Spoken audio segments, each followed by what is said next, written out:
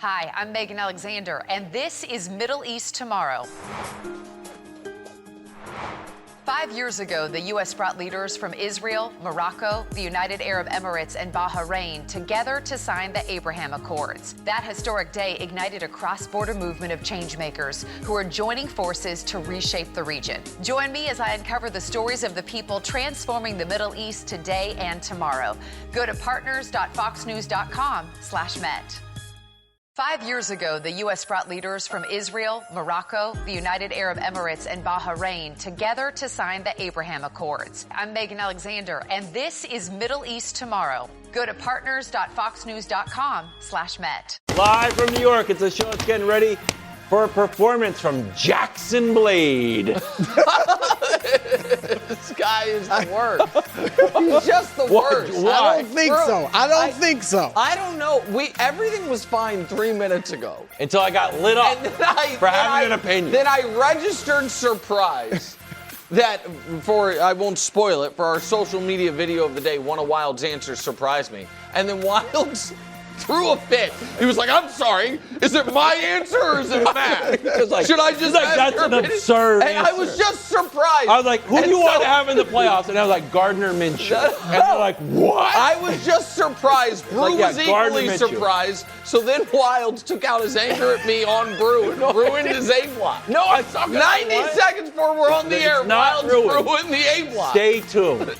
Not ruined. Oh, man. First things first. Today, the Giant hit the bullseye. What can we expect from Dart and Harbaugh? Well done. Meanwhile, is Drake May, returning to MVP form against the Texans on Sunday? And finally, it's the most motivational segment in all of sports. It's the Bud List alongside Nick Wright. We got to get a new Caleb video. Everyone loves that video. I know, but I love think it undermines. I agree. I think the Caleb video we should show. That we also need a new Brock video. No, I that's like that. sick Brock's getting down. Yeah, Dusty, grab the 2 interceptions. Caleb video, or the 2 interceptions Brock threw we could show, or the Caleb video. Caleb's video should be the throw on 4th and 8. Of all the Caleb videos we could show, I know we don't want we don't want to use footage or you don't want game angles for the teases. That's what it is? Yeah, because it's a game angle. You can't see what's going on. Okay, well, there has to be a video of him doing the Iceman thing or something, not his That's a great video. Like a dope. It is a great video. And his facial, that's amazing. I love it. His facial expression. Who's on the Bud List today? There are a lot of guys on the Bubble, yeah. Anybody? I mean, C.J. Stroud, Oh, yeah. Caleb. Like, there's so many quarterbacks and people. McDermott. We're into the show. Yeah. They're on the bubble, though. A new Giant. John Harbaugh will take over the reins in New York. He's building out a staff. Diana Rossini reporting that former Ravens OC Todd Monken is expected to join him. It's been a decade since Tom Coughlin left, and it's been ugly. Harbaugh will be the 5th coach as he tries to flip a winning percentage that is only ahead of the Jets. Not good. So what does this mean for the New York Giants? I'm going to say something that I'm fairly certain I've never said in the history of this show. I 100% agree with Dan Orlovsky that this was the best day for the Giants since they won the Super Bowl. Oh, I thought it was the Lions. He said that this morning, so I give him credit. He was first to market with it, and I totally agree with him. Yeah. There are 3 legs to the stool of perennial contention in this league. The first one is you don't have to have great ownership. You just can't have horrible ownership. Mm-hmm. You can't have ownership that's going to get in your way. The Giants certainly don't have horrible ownership. I think and some would say they have great, but it's certainly at least steady. So you have that. A coach that knows what he's doing, and obviously a quarterback. That's a compliment from you. What do you mean? Sirianni. You generally don't think he knows what he's doing. But I also don't know. That's fair, but that's not. I'm not. Let me make clear what I'm trying to say here. I am not saying every team that contends always has all three things. Because we have seen teams that I think the Bengals have bad ownership. They got to a Super Bowl. What I'm saying is if you are trying to build out how you can have franchise stability long term, those are the three things you must establish. The Giants. What was the third? Quarterback play. The Giants now, I think, definitively have two of them, and we'll see if they have the third in Dart. But if not, you expect Harbaugh to give them enough stability that they can build a program, so to speak, while they figure that part out.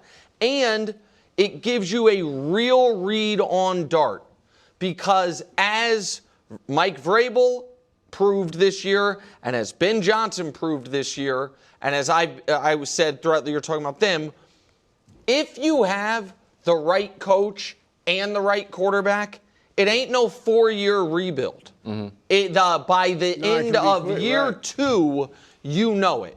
And I feel like we know John Harbaugh is at the very least a good NFL head coach, and maybe he can still be great, even if it wasn't great at the end in Baltimore. And so you will get your answer on Dart sooner than if you hired a young, up-and-coming OC that after 1 year they're like, wait, if we have a problem, who's the problem? Is the quarterback good or the coach good, whatever it is? So I think this is the best hire they could have made, because I don't think Tomlin was actually available. And so I give them a ton of credit. I heard Orlovsky. I just heard you. I watched all the pundits on TV today, and everybody's praising the Giants for hiring the guy that could not, with Lamar Jackson and Derrick Henry, make the playoffs. That's a solid Not win point. a Super Bowl, not get to a Super Bowl, make the playoffs. The guy that in the last 5 years has more double-digit fourth-quarter blown leads than any coach in the last 5 years. Oh, and by the way, this Giants team blew 5 double-digit fourth-quarter leads, so he's going to be the answer? The guy that reportedly lost the locker room in Baltimore, that's your king? That's your savior? I don't like it, Wilds. I love it. I love this hire. But you just made a real compelling case against him. I know. You You did too good of a job on the like front it of made me reconsider. You were right, dude. Like, wait a minute. Losing the locker room. You have Lamar, you Jackson Dart. Here's the deal, though. What did I say last week? I said I don't want to see him with a contender. If Buffalo loses this weekend, or this is a good point. Lost this weekend, fired McDermott, and then brought in Harbaugh, I would feel that way. But a team that is rebuilding, I think he is fantastic for this job, because he's going to immediately bring credibility. He's going to bring respect. He's going to create a winning culture. He's going to bring stability that they haven't had since Tom Coughlin.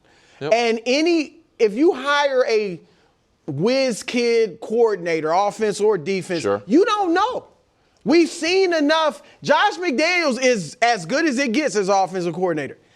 He struggled in his 2 chances as a head coach. You don't know, and you would be in that situation. With Harbaugh, you know he's a good coach. Like you said, if Jackson Dart doesn't pan out, it's not really on Harbaugh. You know, okay, he's not the quarterback. So I think this is a great hire. Look, I actually think they're going to be in playoff contention next year. I'm not saying they definitely make it, but I think Dart's pretty good. Obviously, he's got to stay out of concussion protocol. Neighbors obviously will be back, and he should be good. I'm a little worried about that, by the way. Him getting back? Yeah, like they need him, obviously. Yes, because it seems like he or Scattaboo being back for week 1, I don't think is a guarantee.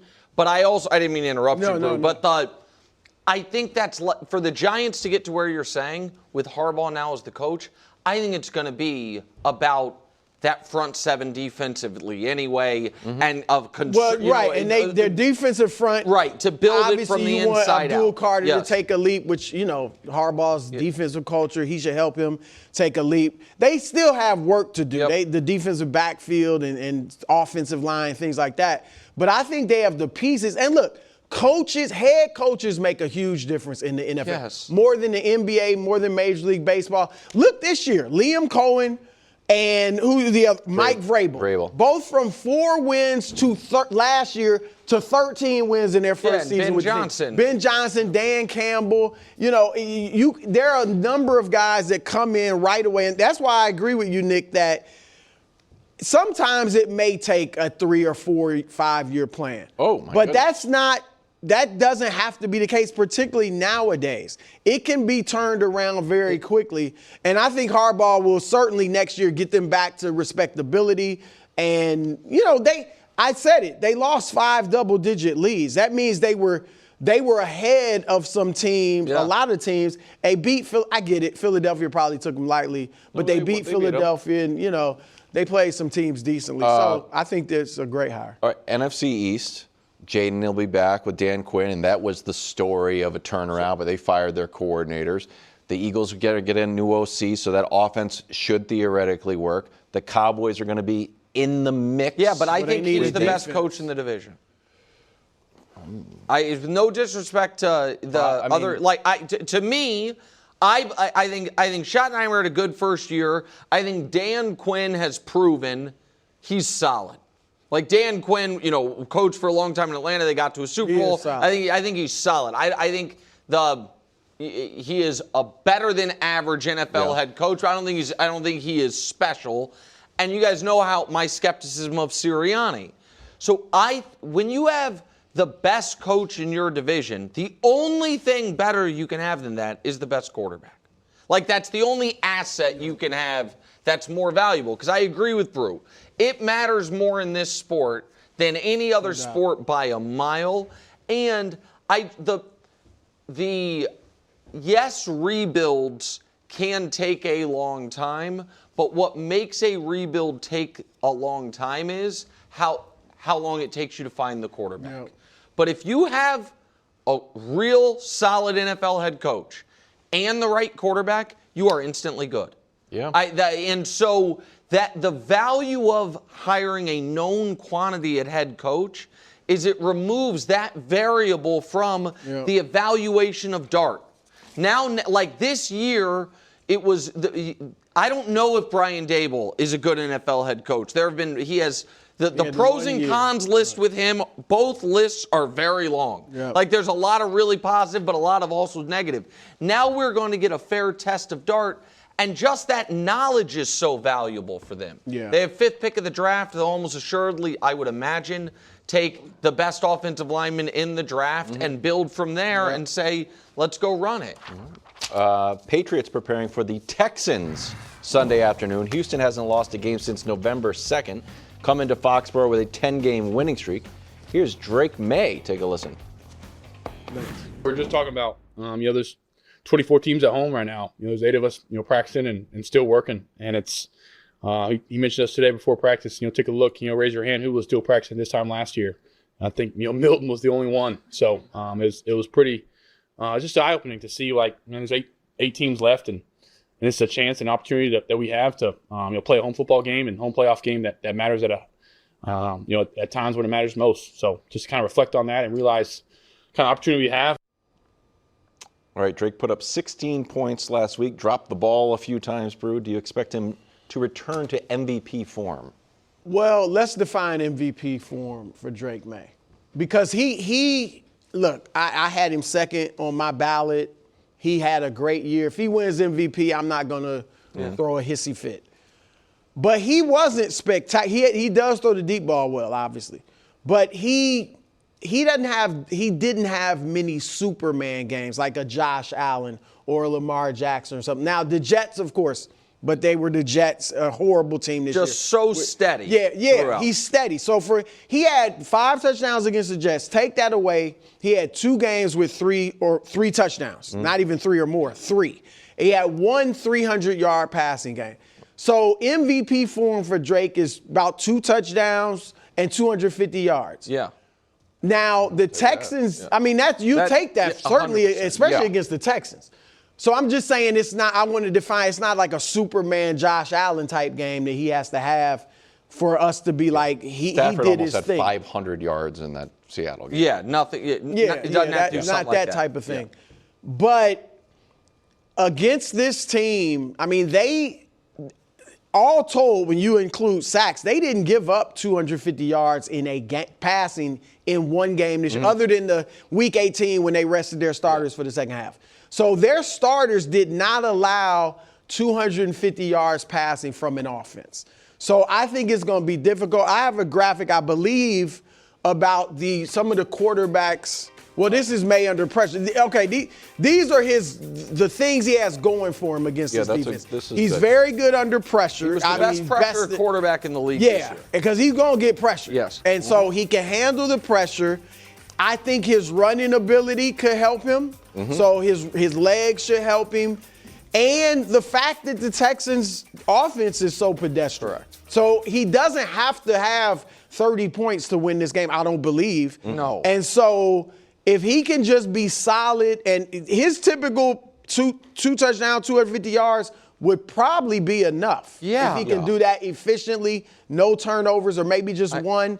So, look, I think it's going to be a tough day for him. But because of his legs, because of his handling the pressure, and because it's not going to be a shootout, I don't believe, I think he's got a chance. Do you want to go? If we scored 30 points, they should cancel the Super Bowl and mail us the trophy. Yeah. No, I think 21. I think if you guys scored 21, assuming the Texans' defense doesn't score, should be enough to win the game. Yes. But I want you to go on your thoughts on Drake before I go. It's hard to find sort of avenues of openings in the Texans' defense. Yeah. The two from like Evan Lazar, who works for the Patriots, they're 31st in EPA allowed per scramble, so Drake can get out. It's a little bit of that pressure because they're only runs from 4, so you can get out. Trevor broke some runs, doable. And explosive pass rate. Trevor broke some runs in the regular season game, or are you talking about Herbert? Because the regular season game, Trevor got it. Okay, sorry. And then you can throw the ball over their heads, basically, and Drake is good at the long ball. The thing that I'm putting all my faith in is Josh McDaniels. This is not Josh McDaniels' first time going up against an elite defense. Here he is in the playoffs against the number 1 total defense.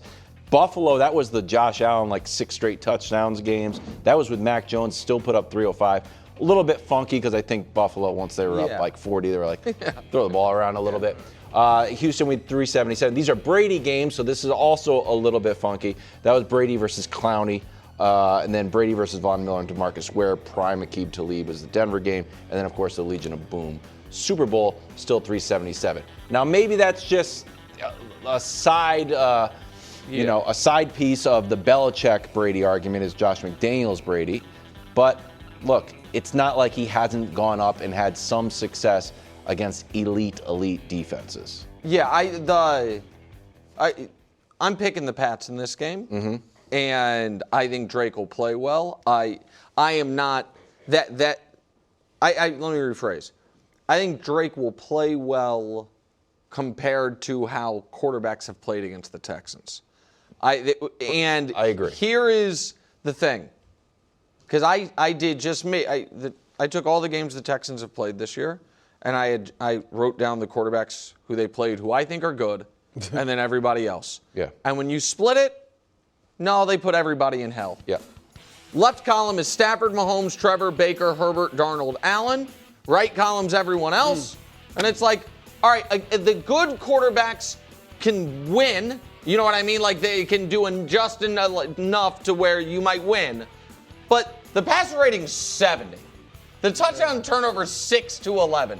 The yards per pass are identical. The completion percentage is identical, which is to say they are almost quarterback agnostic as far as what the defense is going to do. That defense, to quote Marshall from the committee, is going to repeatedly punch you in the face. That's just what they're going to do. And the key for Drake May and the Pats is take sacks without fumbling.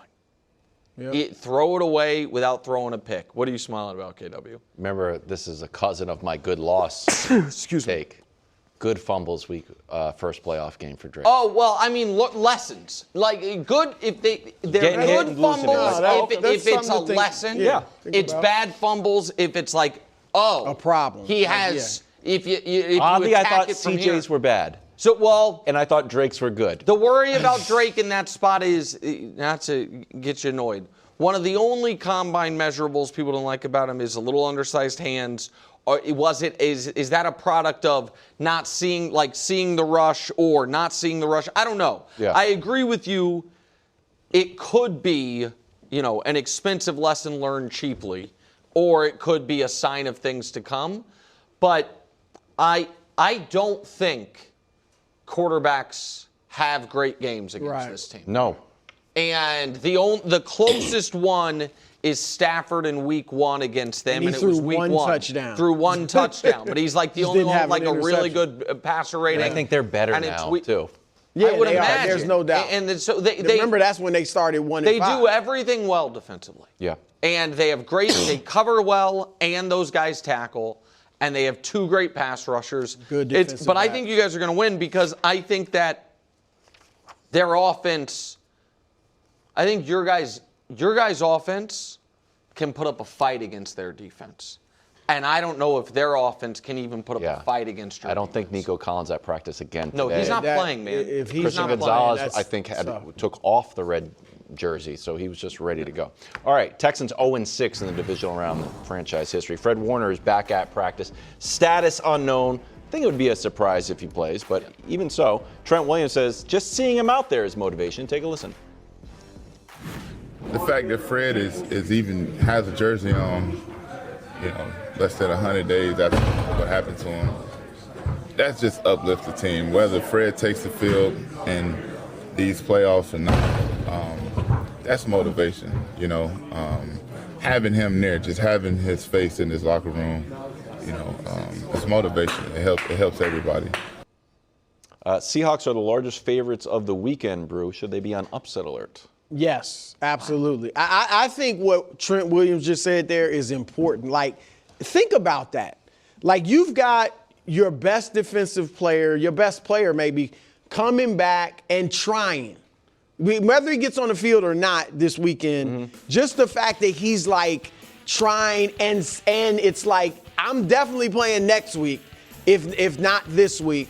I do think that motivates the team. And I'm thinking they probably, Nick, just like the Bears have developed this feeling of if we're down, we can come back and win, I bet they probably have developed this feeling that it doesn't matter who goes out. If Brock gets hurt, Mac Jones will do it. Okay. If somebody else, C-Mac goes out, somebody will C-Mac get maybe it not. done. He's the only one who's been there all year. He has been there all year, Yeah. you're right. But I just think they feel like whoever we have, we are capable of winning. And look, now I get it. The first week they had, Nick Bosa and Fred Warner, but they beat him 17-16. Purdy threw the game, winning touchdown. The last game was close. I mean, the offense was terrible. They only scored 3 points, but they held Darnold with that defense that we know can give up a ton of points to 13 points. And so I think Purdy is a smart quarterback. He's obviously been through big games. I think he'll learn. He's got 3 interceptions in the 2 games against them. Now, it's his nature just to throw it. Yeah. He's a gunslinger. So he's going to throw probably at least 1 pick, I think. But I do feel like he's probably going to learn from their experiences against them this season and have a better game. Pearsall looks like we'll be back, so that's another weapon back. You don't have Kittle, but I give them a chance for sure. I definitely think it's a possible upset. Niners won week 1, 17-13. Seahawks won week 18, 13-3. So it is, when you look at what these offenses have done against the opposing team's defense in the 2 matchups, week 1 and week 18, it is very, very close, right? I mean, again, the Seahawks have scored exactly 13 points in each game. But the yards were within 20. Yards per play almost identical. Third down percentage is identical. 1 more big play and 1 less giveaway for Seattle, as an edge. So the gambler in me says I like the 7 points you're getting with San Francisco. The realist in me says this is the end of the line for San Francisco. Yeah. That this has been a magnificent coaching job. Yep. And roster building by Lynch as far as not only depth, but high football character. Yep. Guys that everybody says next man up. The Niners really embodied it all year long, and they went on the road against the rested, relatively healthy, defending Super Bowl champs and watched what I believe to be the emotional leader of the team, one of the longest tenured players, suffer, what season could the worst injury one can suffer that doesn't involve being, ambulanced off, and they just kept showing up. Yeah. I have massive respect for it. You guys have, we've talked Purdy. I'm looking at Purdy through a different lens almost as like a gunslinger, like you're saying, like which allows you to game manager making mistakes. It's like that's not your job. Right. Guy that's like, hey, we're undermanned. We don't have any of the Avengers, so I got to take chances. I'll have more, kind of courtesy, if you will, in evaluating him from there. But the Seahawks have been off 2 weeks. I don't think they have a unit of their team that has a weakness. Like, it doesn't mean their strengths everywhere, but their run game, run defense, pass game, pass offense, all of it. I just think they're too good. So I think it can be close, but I would be stunned if the Niners go to Philly and 6 days later go to Seattle to get back to the NFC Championship. And let's see what Darnold does. Yeah. Seattle is due for a loss. Okay. Too cold for the Rams. Next on FS1 and the Fox Sports Channel on SiriusXM. Remember I had that graphic? I thought you were going to say every time the Niners make the playoffs, they make the conference championship. Right. Nearly home. Isn't home where we all want to be? Reba here for Realtor.com, the pros' #1 most trusted app. Finding a home is like dating. You're not just looking for a place to live, you're searching for the one. That's where Realtor.com comes in. Like any good matchmaker, they know exactly where to look. With over 500,000 new real listings straight from the pros every month, you could find your perfect match today. Ranch style with a pool, barn dominium with an in-law suite? Realtor.com's got 'em. Modern craftsman with a big yard and a treehouse out back? Realtor.com will have you saying, yep, that's the one. No more swiping. It's time to start finding. Download the Realtor.com app today, cause you're nearly home. Make it real with Realtor.com. Pros #1 most trusted app based on August 2024 proprietary survey. Over 500,000 new listings every month based on average new for sale and rental listings. February 2024 through January 2025. Hey, check out the podcast. It's, I think, #1 in the world. That's what and I the think. YouTube channel is like top 5 in the world, I'm hearing. We're in a cap. It's definitely top 5 in the country. Podcast. Why is that? A lot of stuff's not on YouTube anymore. People go to YouTube, we're there. Oh. Yeah. We're there. Lining their pockets. Exactly right. Not us. We're there. We want to be free to the people. And we're going to get a plaque. Yeah, that's right. Bo Nix and the Broncos taking on Josh Allen. Greg Jennings is here. Looking great as always. Josh has been the best quarterback in the playoffs so far. Broncos defense, while formidable, has allowed the top quarterbacks to get some yards and some touchdowns. Does anyone think Bo and the Broncos can win in a shootout? Absolutely, unequivocally not. Once it's happened, the Packer game. That's it. In his career, how many wins does Bo Nix have against playoff teams when his defense allows more than 17? Bing! Yeah. 0? No, I just said once it happened.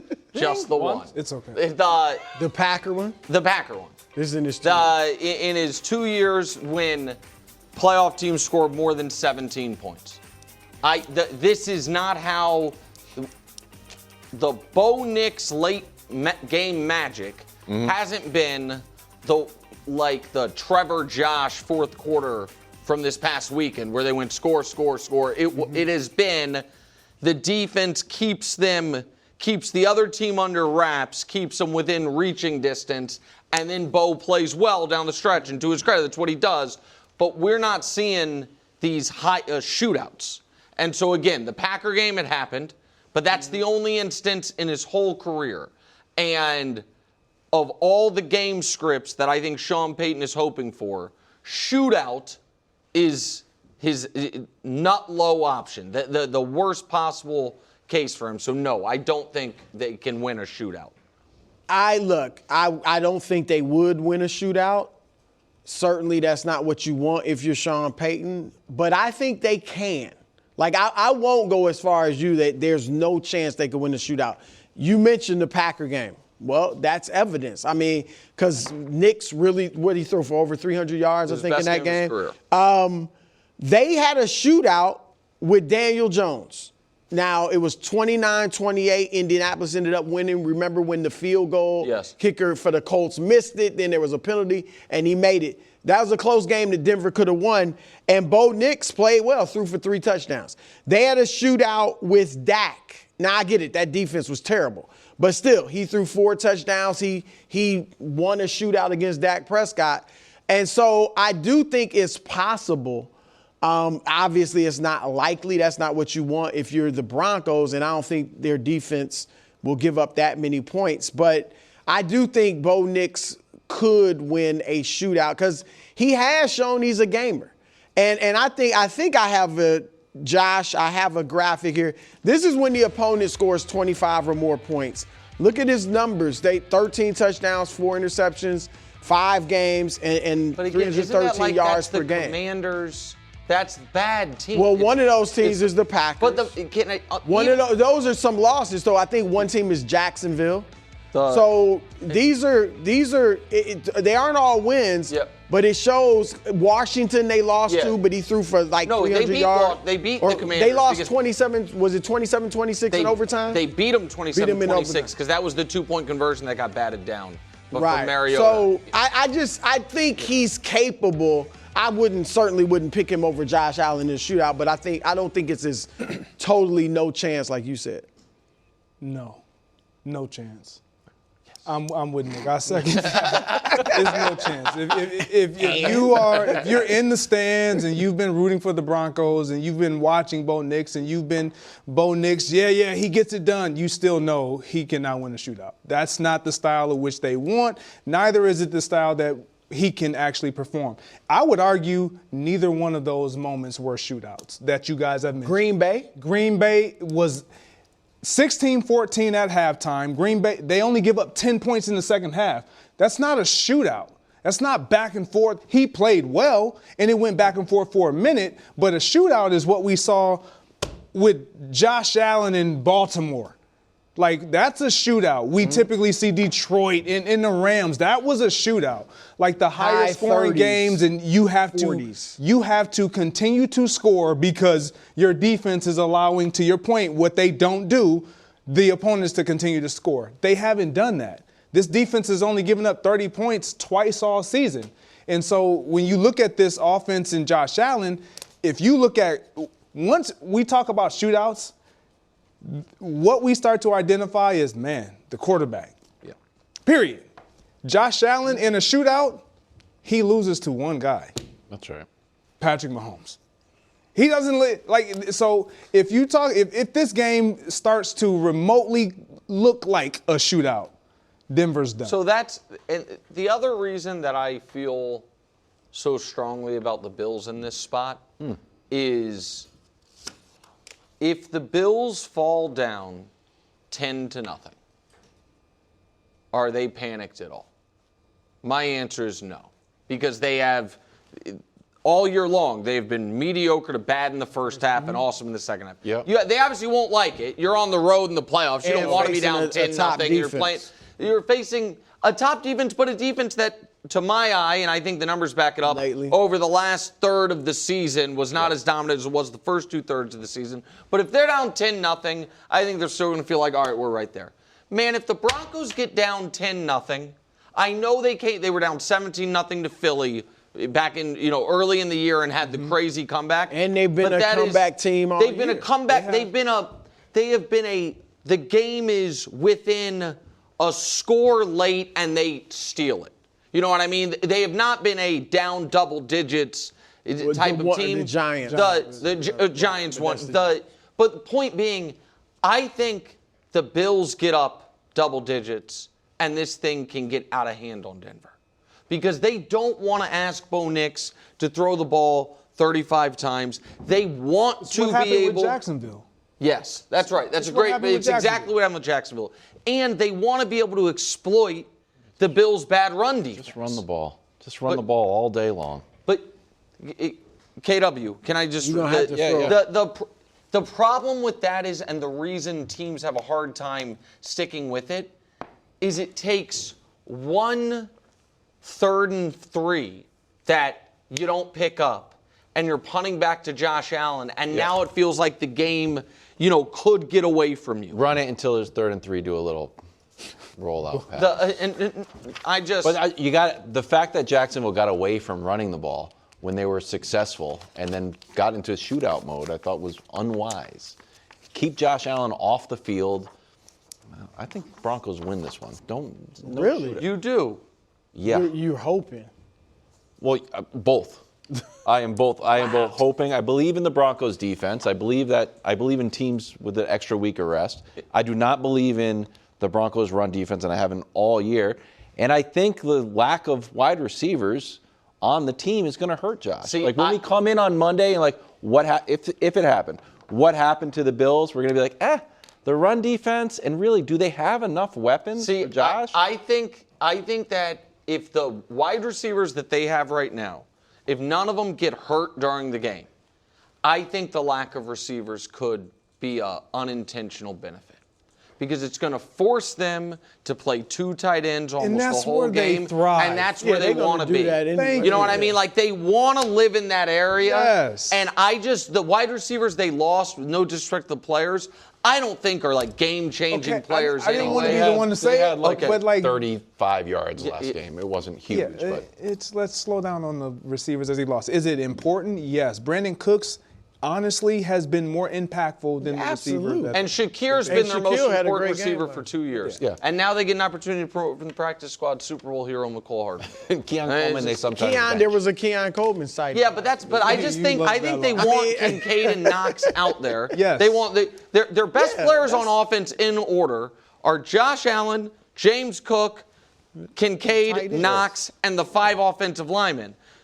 Those 9 guys, they're going to be there. And then, 2 receivers on the outside, I think they'll be okay. Probably slide up in there. Yeah. Over a line. So that's 10. That's their 10 best offensive players. They're going to be there. Buckle up. We got a weather report out of Chicago. It's going to be cold Sunday night when the Rams take the field. Dusty has the real feel. This is not the temp. The real feel, -18. Should we do our annual bit, Wilds? What? Actual temperature overrated, real feel underrated. Just real feel is real minus feel. The real just feel. Report real feel. Yes. Why are you reporting? Who cares what are we doing? Science projects? Yeah, I don't care what the temperature is. I want to know what it feels like. I want to know the real feel. Yeah, just tell. Real feel matters. That's the only thing that matters. Meteorologists lead with real feel. Yeah. Right. And then It's have also in the 2. fine print temperature. Because I'm like, I thought it was going to be 2. I was wearing a short sleeve shirt. Here's Ben Johnson and McVay's chilly response to caring about the weather conditions. I do know this will be the coldest game that they've played this year. That's something that I recognized, when we found out who the opponent was. You rooting for the coldest weather possible then? I like the cold. I do like the cold. We had 2 really cold games. The Jets game was even colder than the Eagles game. It was too damn cold in New York to even snow that day. But fortunately, Matthews played in these conditions. And so doesn't change. There's a couple things you have to be mindful of. I think we've handled those things well. We're not going to sit here and waste our emotional energy on things that we can't control. Because he had golf. Greg, do you expect the weather to have an impact on this game? Always does. Always does. Some way, shape, or form, the weather will play an impact, whether it's in play. Before the game even starts, you look at the weather, and now you're playing the mind game. I don't care if you're a cold weather team, warm weather team. Oh, yeah, I like it's a this mind video. game. Yeah, it's a mind game. Short sleeves. The short sleeves is a mind game. You want to act like it's not cold. I'm cold out there. I'm really cold, but I'm glad we're showing the run after the catch because that's where it starts to really impact players. When you're playing a normal game, you're not thinking about the weather, whether it's raining or in this case, it's below freezing. Like, you never think about, man, how am I going to secure the ball? When the weather is starting to be a factor, the ball is hard, you catch the ball and you naturally start to put two hands on the ball. That is not a natural running position. And so when you play a team like Chicago and the Bears, all they do is punch the ball. Peanut Tillman did it. He started it. This is the team that does it better than a lot of teams in the National Football League. We see it from week to week. The weather will play a factor. Footing, ball. I will say this too. In Chicago, off that lake, real field -18, and the wind is swirling. Man, look here. No. You sound like I sound like a player. I sound like a player that has played there, and we played an NFC Championship game and lost to the Giants with Tom Coughlin. You remember the frozen icicle nose and snot. Weeks before that, we played our last game in Chicago. Clearly, by far, that was colder. We were freezing. Lost that game mentally because we didn't need it, but we didn't want to be out there because of the weather. It will play a factor. And I just pray for the guys who don't get heavily involved in the offense and or defense because you just don't want to play in games like that. Let me ask you this. Does it impact a team like the Rams, who are a warm weather team, obviously, more than the Bears? So, yes, because they don't have, specifically the Rams, because you don't have a way to prepare for it. If you are a warm weather team and you try to have a dome or indoor practice facility and you turn the air completely down, try to make it freezing, it doesn't work. It doesn't work.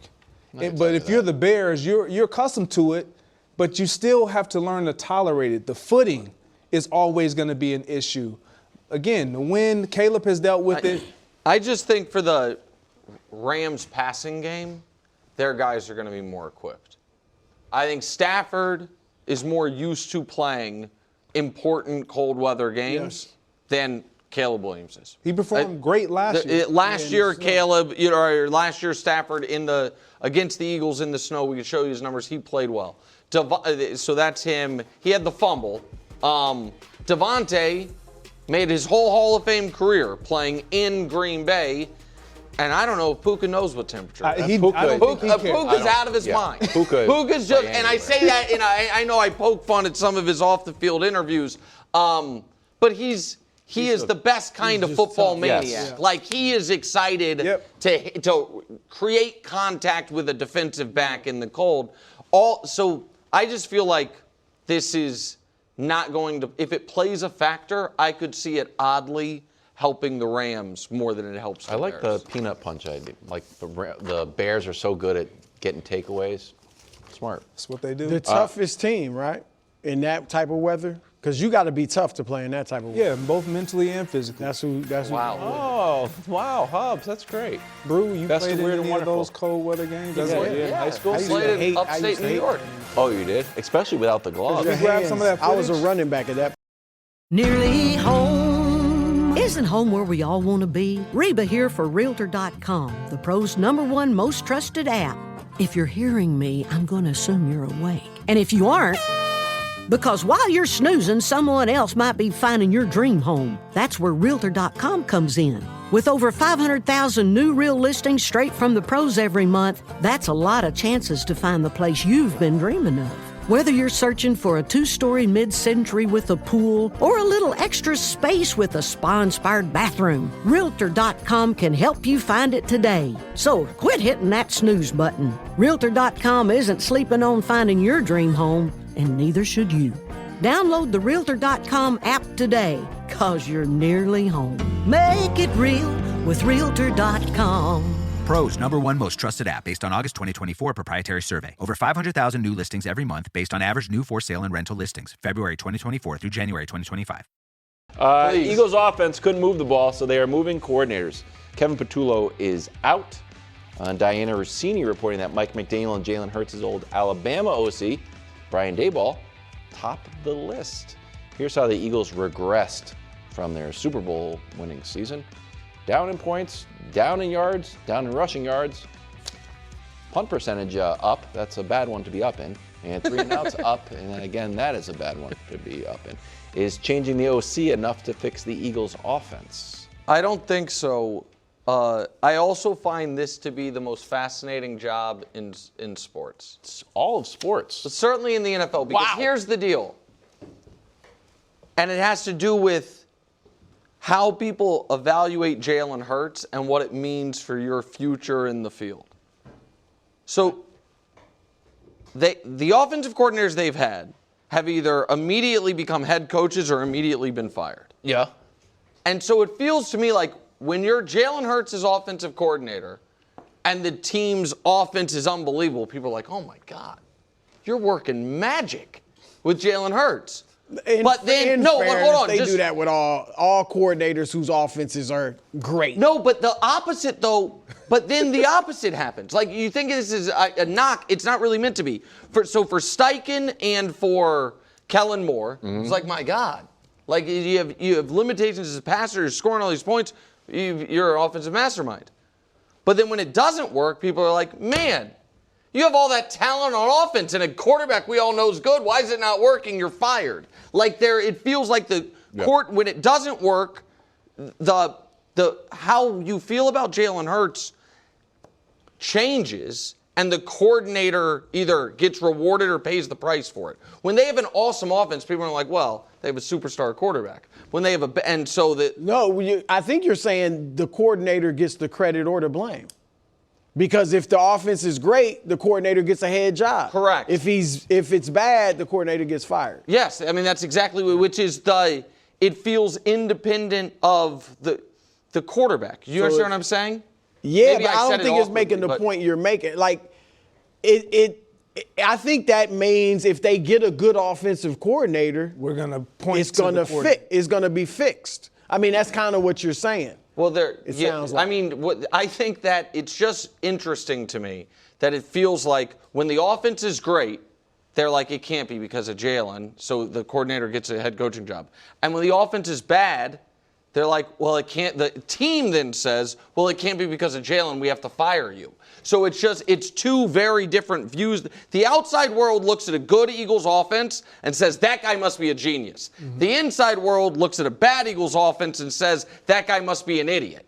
And so maybe that is what's happened, but it's weird to go fired, promoted for 4 straight offense. It's more than Jalen, though. They're looking at Saquon, A.J. Brown, Devontae Adams, and we can't, or Devontae Smith, and we can't score points, So, look, I think that's obviously the first step. I think that'll be big. But Jalen does need to improve in the intermediate passing. There's no doubt. As his running ability diminishes, which it just naturally will as he gets older, he's going to have to become a better passer. He's obviously a good passer, but he's going to have to improve in that. I also think Saquon has had this pattern of having a tough season and then bouncing back. In 2021, I think he averaged like 3.7 yards a carry.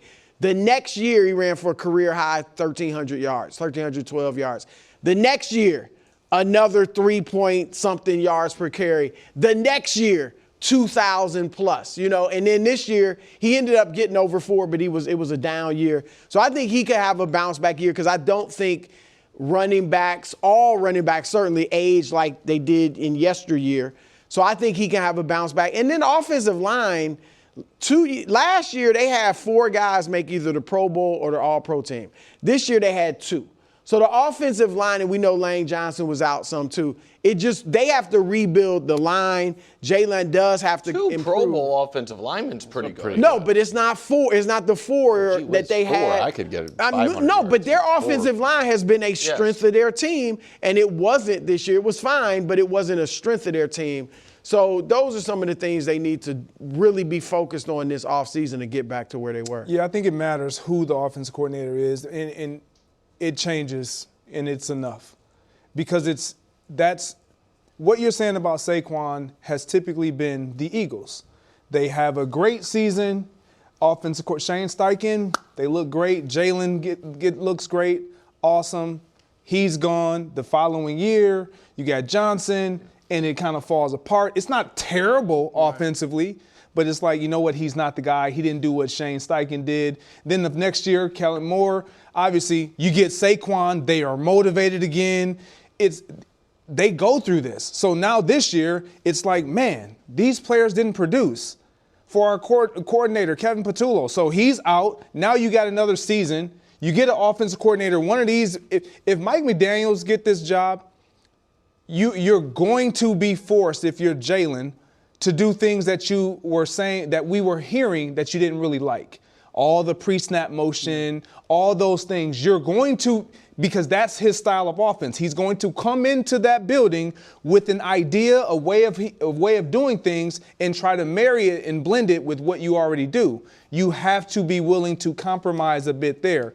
But this will be a motivated team. However, regardless of how you feel about A.J. Brown and what you possibly can get, you would want to try to see what this looks like if you have an offensive coordinator that you definitely believe is going to change the landscape of how we move forward and what we look like moving forward. I think they should look to trade AJ too.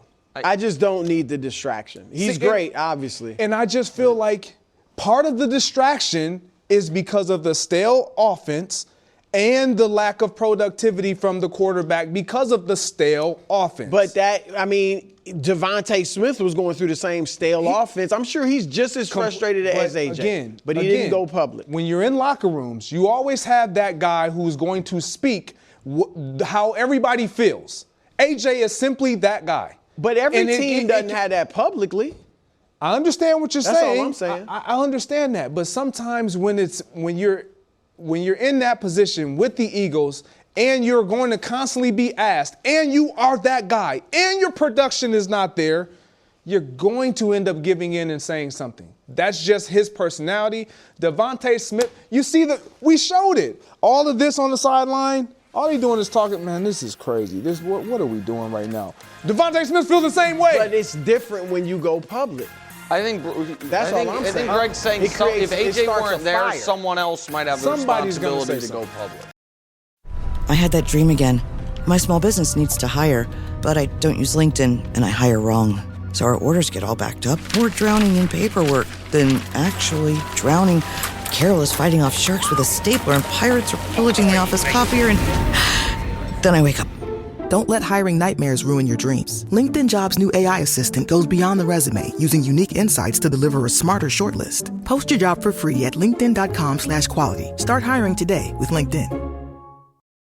Live from New York, the show that is about to tell you why I have all these letters. It's the second hour of First Things First. I know we have to explain it to him. I don't know either. Today, Harbaugh to the Giants. Can the New York Giants contend immediately? That's the question. Meanwhile, Caleb versus Stafford. After a stunning playoff performance, does Caleb still have something to prove? Well, at least to one person at this desk. He threw in a 2 Who thinks he threw? Never mind. Did he not throw 2 interceptions? No, you said the 2 worst interceptions of the playoffs. Visually. Visually, they were bad. I know they were on 4th down. They probably shouldn't even been caught. Right. Nevertheless. Playing 5D chess, convincing they're taking, one of them saved his team 30 yards. It's true. It's almost like a better punt. Yards for that. It's a coffin corner punt. Right now, however, it's time for the most motivational segment in all sports. Also time where we read some viewer mail. Go to the post office and get tons of mail, okay? I'll sum up what's been happening. Dear Wilds, plainly, we need more Jackson Blade. Cheers, Ryan and Brian. Tell me about it. Greg, do you want to tell the story, bro? No. We were just saying how good of an actor Brew was. And then Nick started to just say how great he was, and Coach was like, yeah, he's amazing. And I just said, pump the brakes a little bit. He does always play himself. And then Brew said, no, not true. In #RealityHigh, I played a writer named Jackson Blade. Then we start getting. Jackson Blade's incredible. They need to start making Jackson Blade now. Jackson Blade's iconic. Jackson Blade's Under Duress is the new name of the butler. Emmy nominated. Jackson Blade. Jackson Blade ain't gonna cut it. Jackson Blade will return in the Avengers. This man, Jackson Blade, smartest in the room. I'm naming my son Jackson Blade. Jackson Blade's iconic. Just people writing Jackson Blade. Those are true. So Jackson Blade was a phenomenon that you created immediately. There's a new character. Oh my goodness. Congratulations to Jackson. That was off the top of the dome. Freestyle. Jackson Blade. That's the other thing. Jackson His Blade. character in Reality High was not Jackson Blade. It was a Chris reporter Broussard. named No, he was not named. He had no name. Right, so so I came up with his name was Jackson Blade. If they have no name, that means it's you. Not really. I was just a reporter. I was a roving reporter. Roving NBA reporter looked at Not NBA. I was interviewing a swimmer. A swimmer. Yeah. So I wasn't that NBA. I've Did never they have interviewed to a change your wardrobe? You're like, just wear your normal I wore clothes. my normal. Yeah, Chris Broussard. All right, number 3. Thank you, fans, for all that Jackson. Jackson All Blade, right. thanks you. Speaking of Jackson Dart. Oh, number 3. Maybe that's where it came from. All right, Jackson, it's on you. Your head coach just had a 2-time MVP quarterback who is going to be a Hall of Famer. And he is going to you. He had his pick of 9 teams around the league, or 8, and he decided on you. He obviously thinks you have talent and ability. So it is on you to get it done. Now, the first thing we all know, you got to start sliding, start running out of bounds. We love your swagger. We love your competitiveness and all of that, your toughness. But you have to be on the field. You can't be in concussion protocol half the season. So that's the first step you need to learn. But John Harbaugh believes in you. You have Malik Neighbors, when he's back, is a great receiver. Wan'Dale Robinson is solid. And you got, some defensive talent, some top flight defensive talent. The pieces are there even as you guys need to still build. But remember, a head coach that is really good can turn the team around right away if he has that quarterback.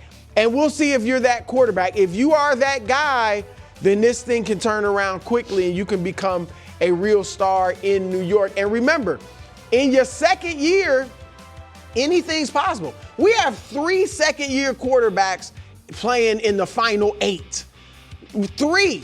Caleb Williams, who was being criticized a year ago.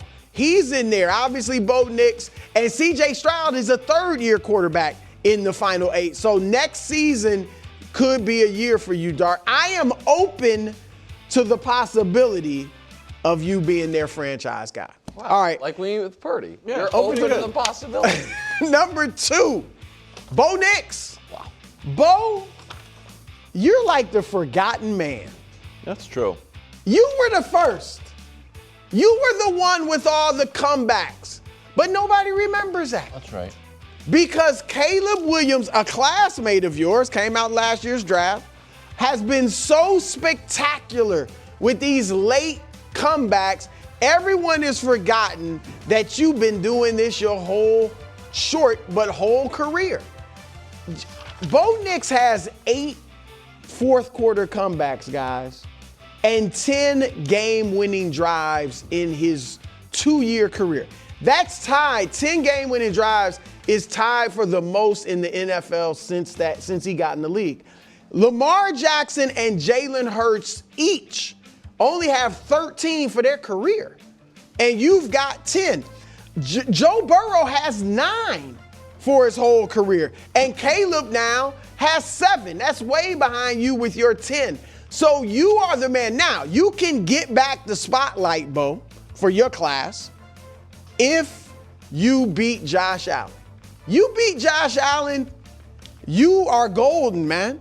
Everybody's kind of been, you're the weak link, the defense is great and all this and that. Sean Payton, what about you? You beat Josh Allen and you will start to get some shine, Bo Nix. And here's the other thing. Buffalo beat you last year in the playoffs, crushed you, 31-7. You had a great second half of the season. but didn't play well in that game. You don't play well in this game, there starts to become a little bit of a narrative, right? Can he deliver in the postseason? And you don't want the Bills being in y'all head. Correct. Like, now they beating us twice. I'm 0-2 against Josh Allen. Can we beat the Bills? They'll be in your head going forward. You don't want that. So, Bo, good luck. All right, at number 1, everybody's All-American, Matthew Stafford. You know he was number 1 MVP on Bruce ballot. Sorry, Wilds. You will probably be MVP on the official ballot, and congratulations for that. You have a chance, Matthew Stafford, as Greg said yesterday. I mean, you got to win this game to get to the Super Bowl, of course. But if you can win a second Super Bowl, first starting by winning this game, and an MVP, you do become, I would say, a first ballot Hall of Famer. Yeah. Two Super Bowls and an MVP. There's 7 guys that have done it. Listen to these names, guys. Yeah. Tom Brady, Patrick Mahomes, Joe Montana, Peyton Manning, John Elway, Terry Bradshaw, Bart Starr. Pretty good. If you're in that class, you're probably first ballot without question. And here's the other thing. It will become a what-if situation. Yeah.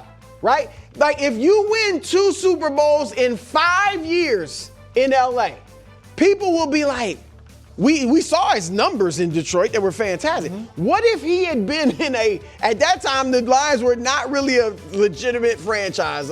Not legitimate, but not very good.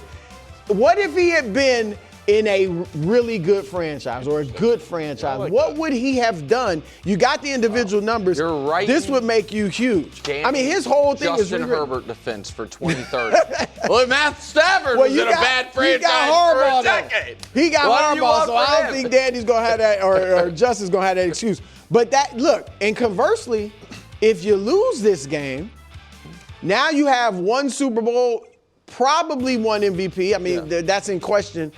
But, I'm not even trying to be funny, and I don't hold this, I don't belittle the championship at all. I don't belittle the Super Bowl. But I'm saying, if you lose this game to Caleb Williams, who, as great as he is in the clutch, has struggled throughout games, this defense is not very good. You lose this game, some people will say, well, he's got 1 Super Bowl.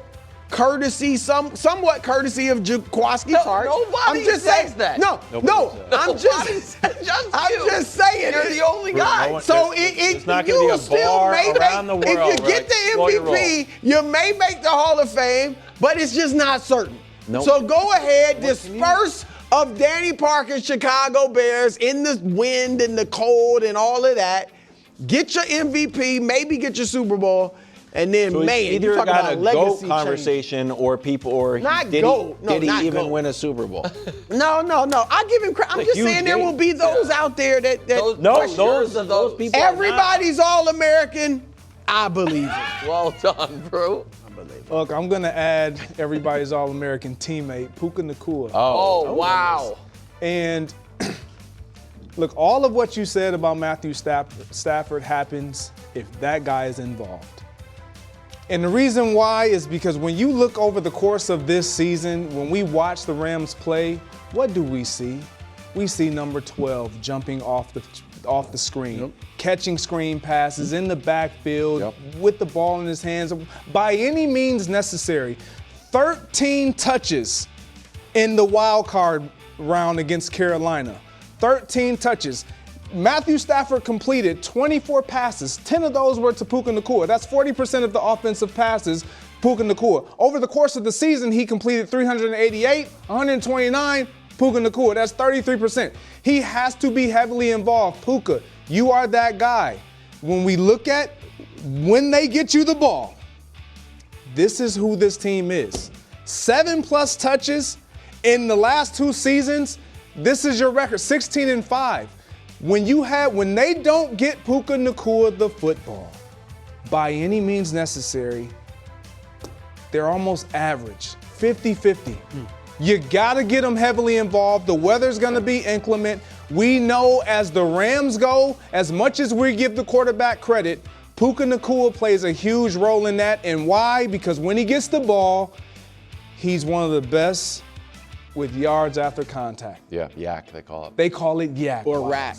I mean, rack. well, a receiver would just say rack. An actual football player that just does whatever it takes calls it yak. And he's one of the best. Out of all the players in the National Football League, and I'm not going to even just include the players, all the league. In the skill position rooms, you got CMC, Bijan Robinson, Jahmyr Gibbs might have an argument there. Puka Nacua. Wow. In terms of productivity on offense, that's how offenses are leaning. When we watch you play, you are special. Wow. The Bears know you are special. Regardless of them trying to stop you, you have to still be special. And he should be able to. I mean, he can have a field day against anybody, but that defense, he's incredible. Incredible. Phenomenal. We're a little bit late. It's 4:15, so don't worry. The Sports Media Ombudsman is here to answer all your sports media questions. I've been waiting to do this Sports Media Ombudsman since Sunday afternoon. Fresh in the news cycle. I've been so excited, and because it's not quite as fresh as I would like, at the end, I have a little solution for the problem at hand. Great. So I don't know if people saw the Liam Cohen press conference, but in the Liam Cohen press conference, nice older lady named Lynn Jones took her 15 seconds to tell Liam Cohen, keep your chin up, young man. You made the city proud. I'll let you hear it. And watch Liam Cohen's facial expression during this. And you tell me if you feel like he thought this was a waste of time or this was a nice relief for him. Play the sound, please.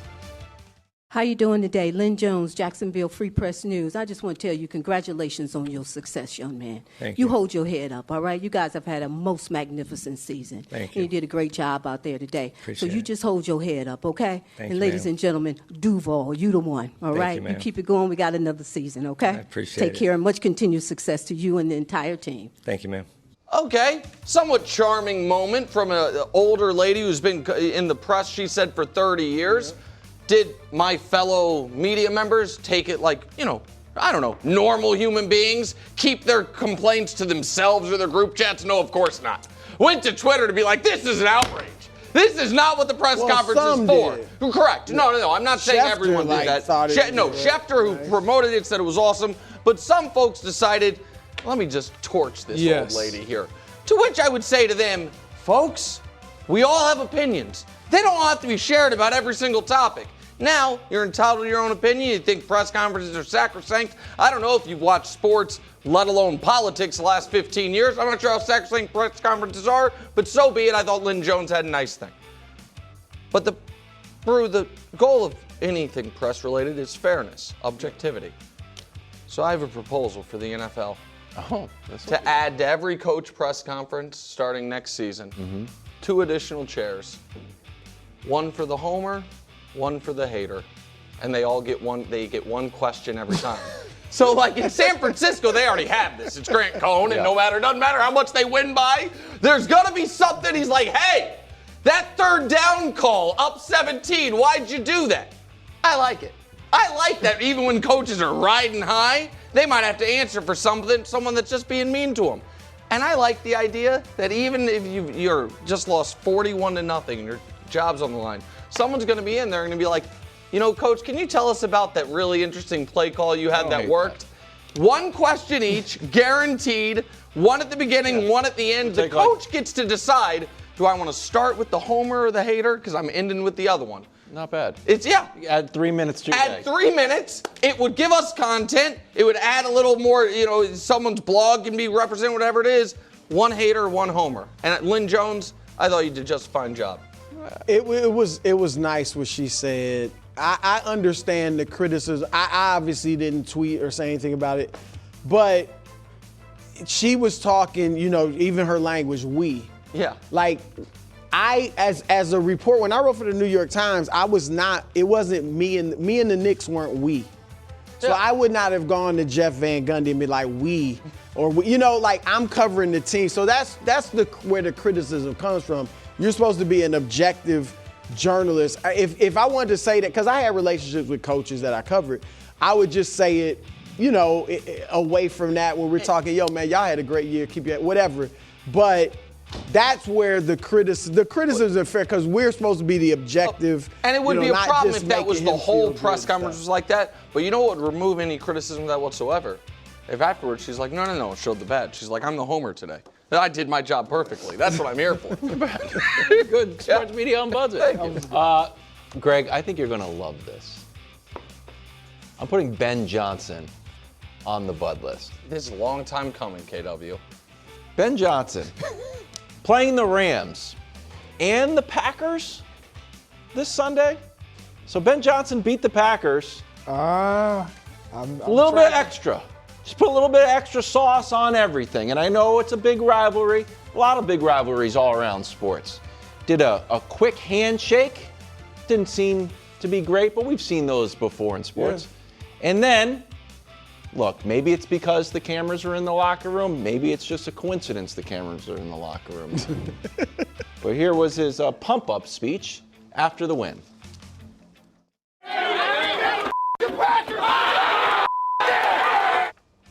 Okay, hey, sure.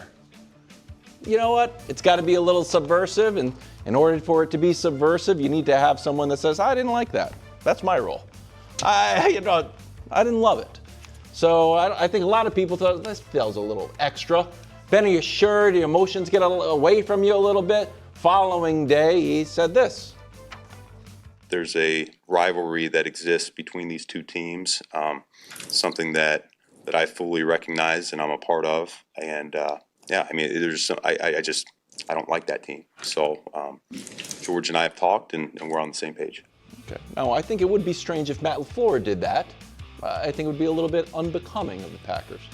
So Ben Johnson's going up against Sean McVay, and what do you know? Sean McVay is buddies with Matt LaFleur. So Sean McVay maybe put in a call to Matt LaFleur, and maybe Ben Johnson is now coaching against two head coaches. And by the way, the Packers' roots run deep. Davante Adams said, you know what? I still got all the Packers jerseys at the condo. So here's Sean McVay. Maybe Matt LaFleur is helping him, maybe he's not. And Davante with Kay Adams. Take a listen. What would you guess? No, you know what? We watch the tape, we do our work, and Matt is a very close friend of mine. Once a Packer, always a Packer. But I'm doing this for the Rams, though. Unfortunately, this is not for the Packers people. But if they get something from it, then I love that as well. I'm just saying, maybe Ben Johnson poked the Packers bear and thought the Packers were dead. Looked up and said, "Oh no, I've got Sean McVay and Davante Adams over there." Greg, does that theory? I love this. Okay. I love this because if I'm in that Bears locker room and my head coach says what Ben Johnson went on to say, I love it. Yeah. But if I'm not in that Bears locker room and I am on that side like Davante, once a Packer, always a Packer, and I just feel like now that's how you feel. You gonna get that work every time we see you. There's nothing we can do. I don't care what the score is, it's not enough. You getting it every time. But that's for Packers-Bears matchup, it is. Right? Not so much for this game against the Rams. Even to Davante's point, you hear that and it just hits you. Like, don't get me wrong, we respect it. Yeah. Because if we were in that locker room, we would love it. But we not in that locker room. And we were a part of the other one. So you know what? I'm still playing. I'm Davante. Yeah, we inside the 5? Come on. You know what time it is. I hope, Jalen Johnson, I hope you got your releases dialed in because he's going to give you all what you don't need. Oh, such a clutch off-season pickup, Dave. I was worried we'd bring back the same team. I meant those blackout motorized shades. Blinds.com made it crazy affordable to replace our old blinds. Hard to install? No, it's easy. I installed these and then got some for my mom. She talked to a design consultant for free and scheduled a professional measure and install. Hall of Fame son. They're the #1 online retailer of custom window coverings in the world. Blinds.com is the GOAT. Visit Blinds.com now for up to 45% off site-wide, plus a free professional measure. Rules and restrictions apply.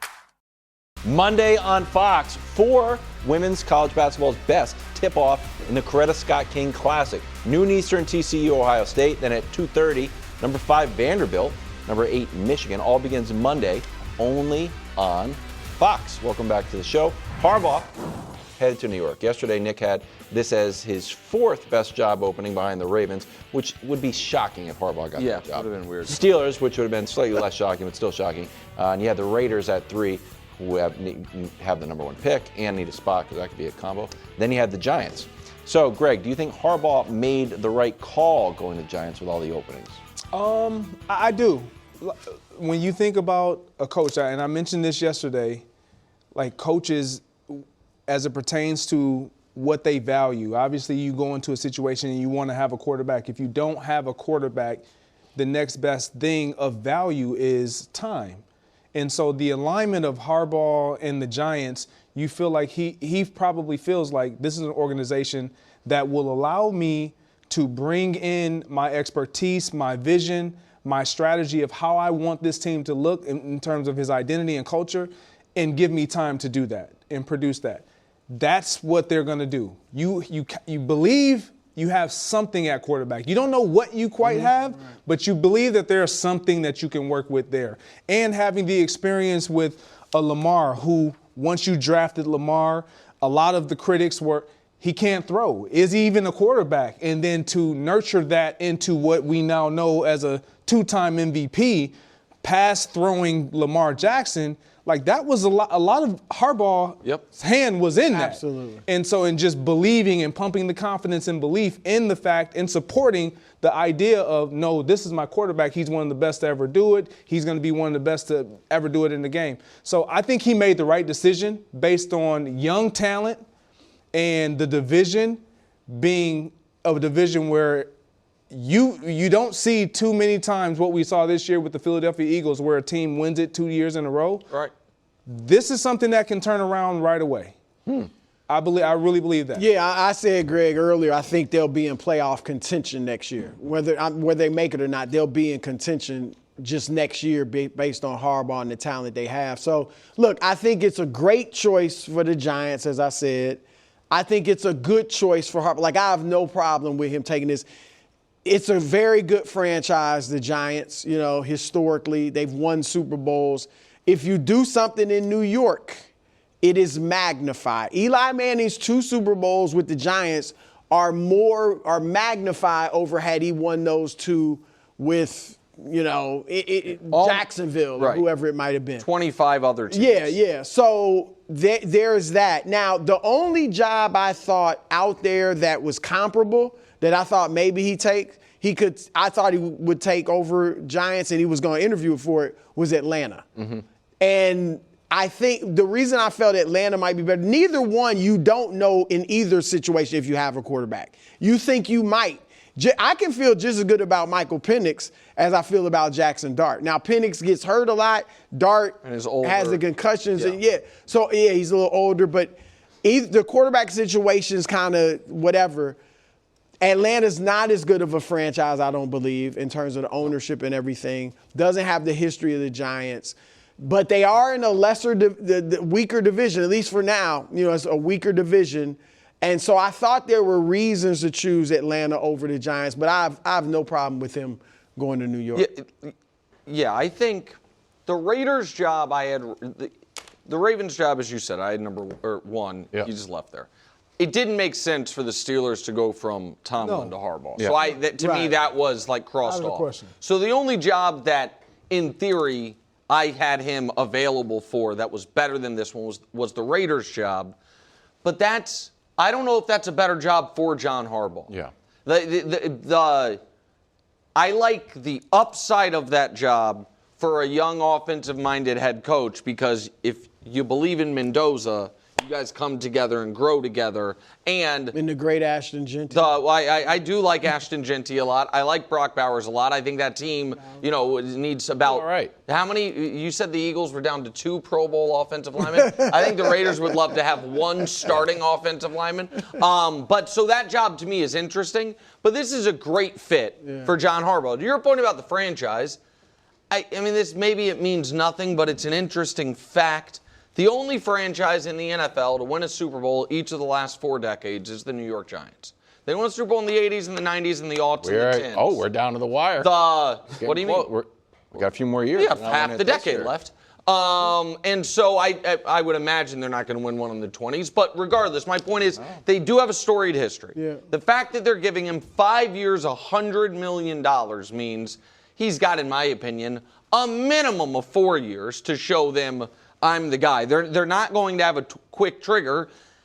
The Falcons, I think the Falcons' job got worse by them firing Raheem this year. It's just like, damn. I thought Raheem did. You know what I mean? Like, again, I don't know that he did a great job or not, but to go to win 8 games and be fired in year 2, that feels, when your quarterback got hurt, that feels like, okay. And to still have the team fighting the way they right. So it just felt like, okay, so it's kind of a quick trigger. The Raiders have had just a wildly quick trigger, you know what I mean, basically for every coach other than John Gruden over the last 30 years. So I think this is the right choice for the Giants. And for Harbaugh, I think it is, the division is, in my opinion, more open than people immediately think. Now, there's no team in the division that I'm certain is going to be bad. Because Washington's like, man, we just had a year from hell. Dallas is always going to try to be in it, and Philly's Philly.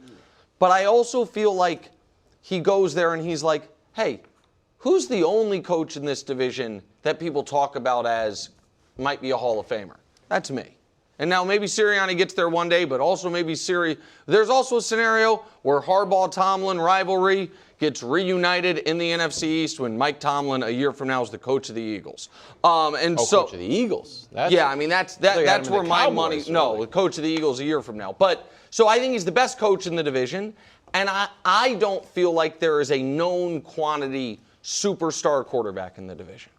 And so for those reasons, I think this is a really interesting and intriguing job.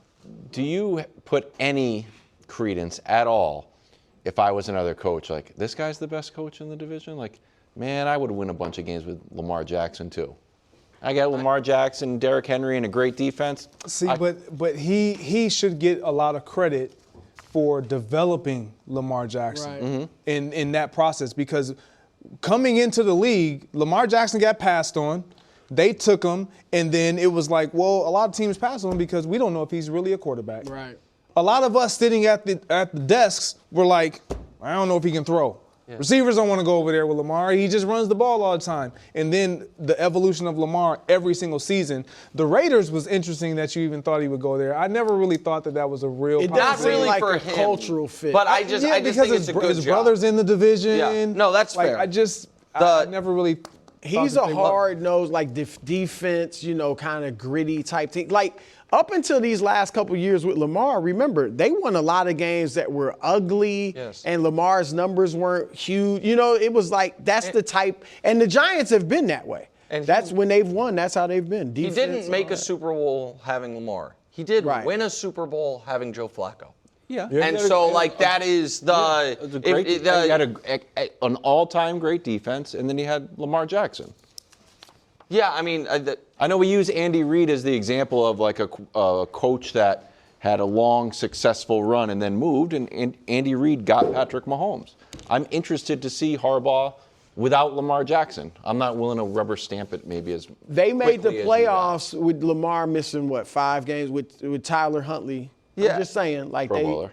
And I did make a Pro Bowl. KW, it's an offshoot of Brady Belichick. That's all it is.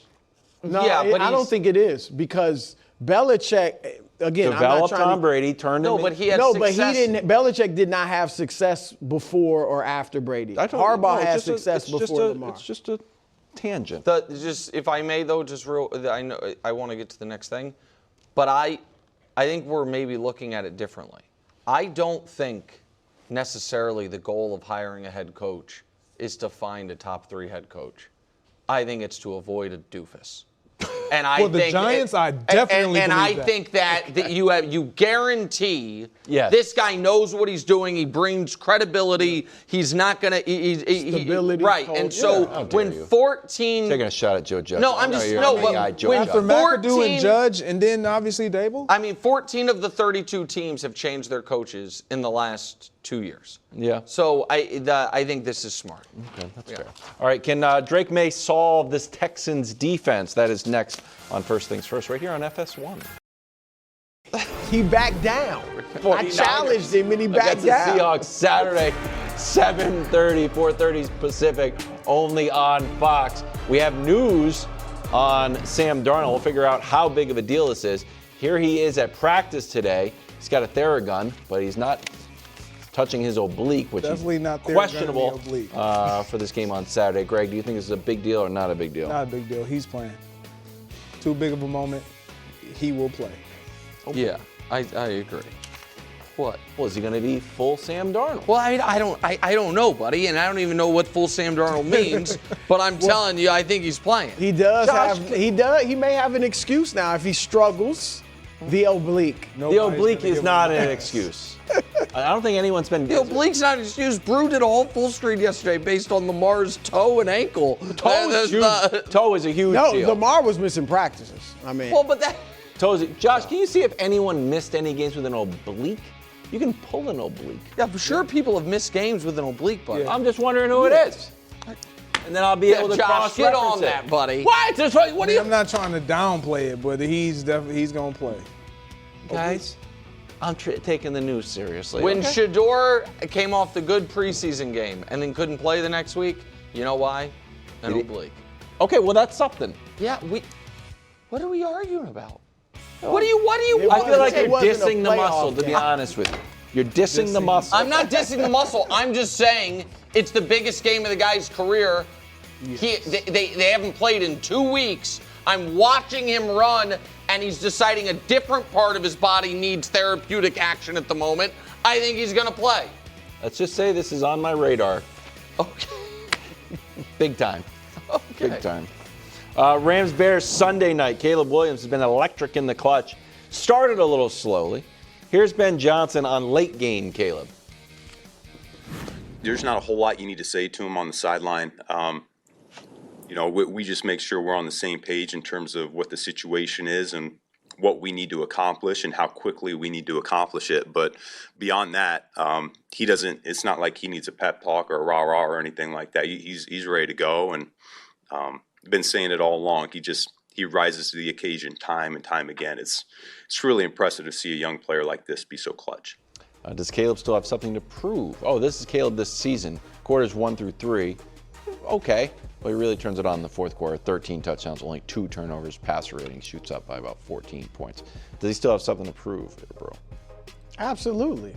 I mean, that he can play on schedule, that he can improve his accuracy and make the layups, that he can play well in the first half and, up to 3 quarters. And I know he has at points during the season, but lately it's just been the dynamic comeback victories. And it's been a great run, 7 of those this year. That's incredible. But that is not going to continue. I don't think it continues this year. Mm-hmm. And it certainly won't just continue throughout his career. Even if he's a great clutch player, you're just not going to be able to dig yourself 20-point holes in a ton of games and always come back from them. So he just has to prove he also is not going to let his team get in that type of hole consistently. So, yeah, he's on a great path. He's looking fantastic, and he's certainly put last year's struggles behind him. But he still has a ton to prove. So I would argue those are things that I believe he needs to improve, but to prove it in this game, no. You just have, if anything, a player's competitive drive, he's going to put pressure on himself to prove that I can win even in this moment. Because the stage only gets brighter every step in the postseason that you take. And so he believes in himself. If you listen to Ben Johnson, Danny and I had the opportunity to interview Ben Johnson twice this year.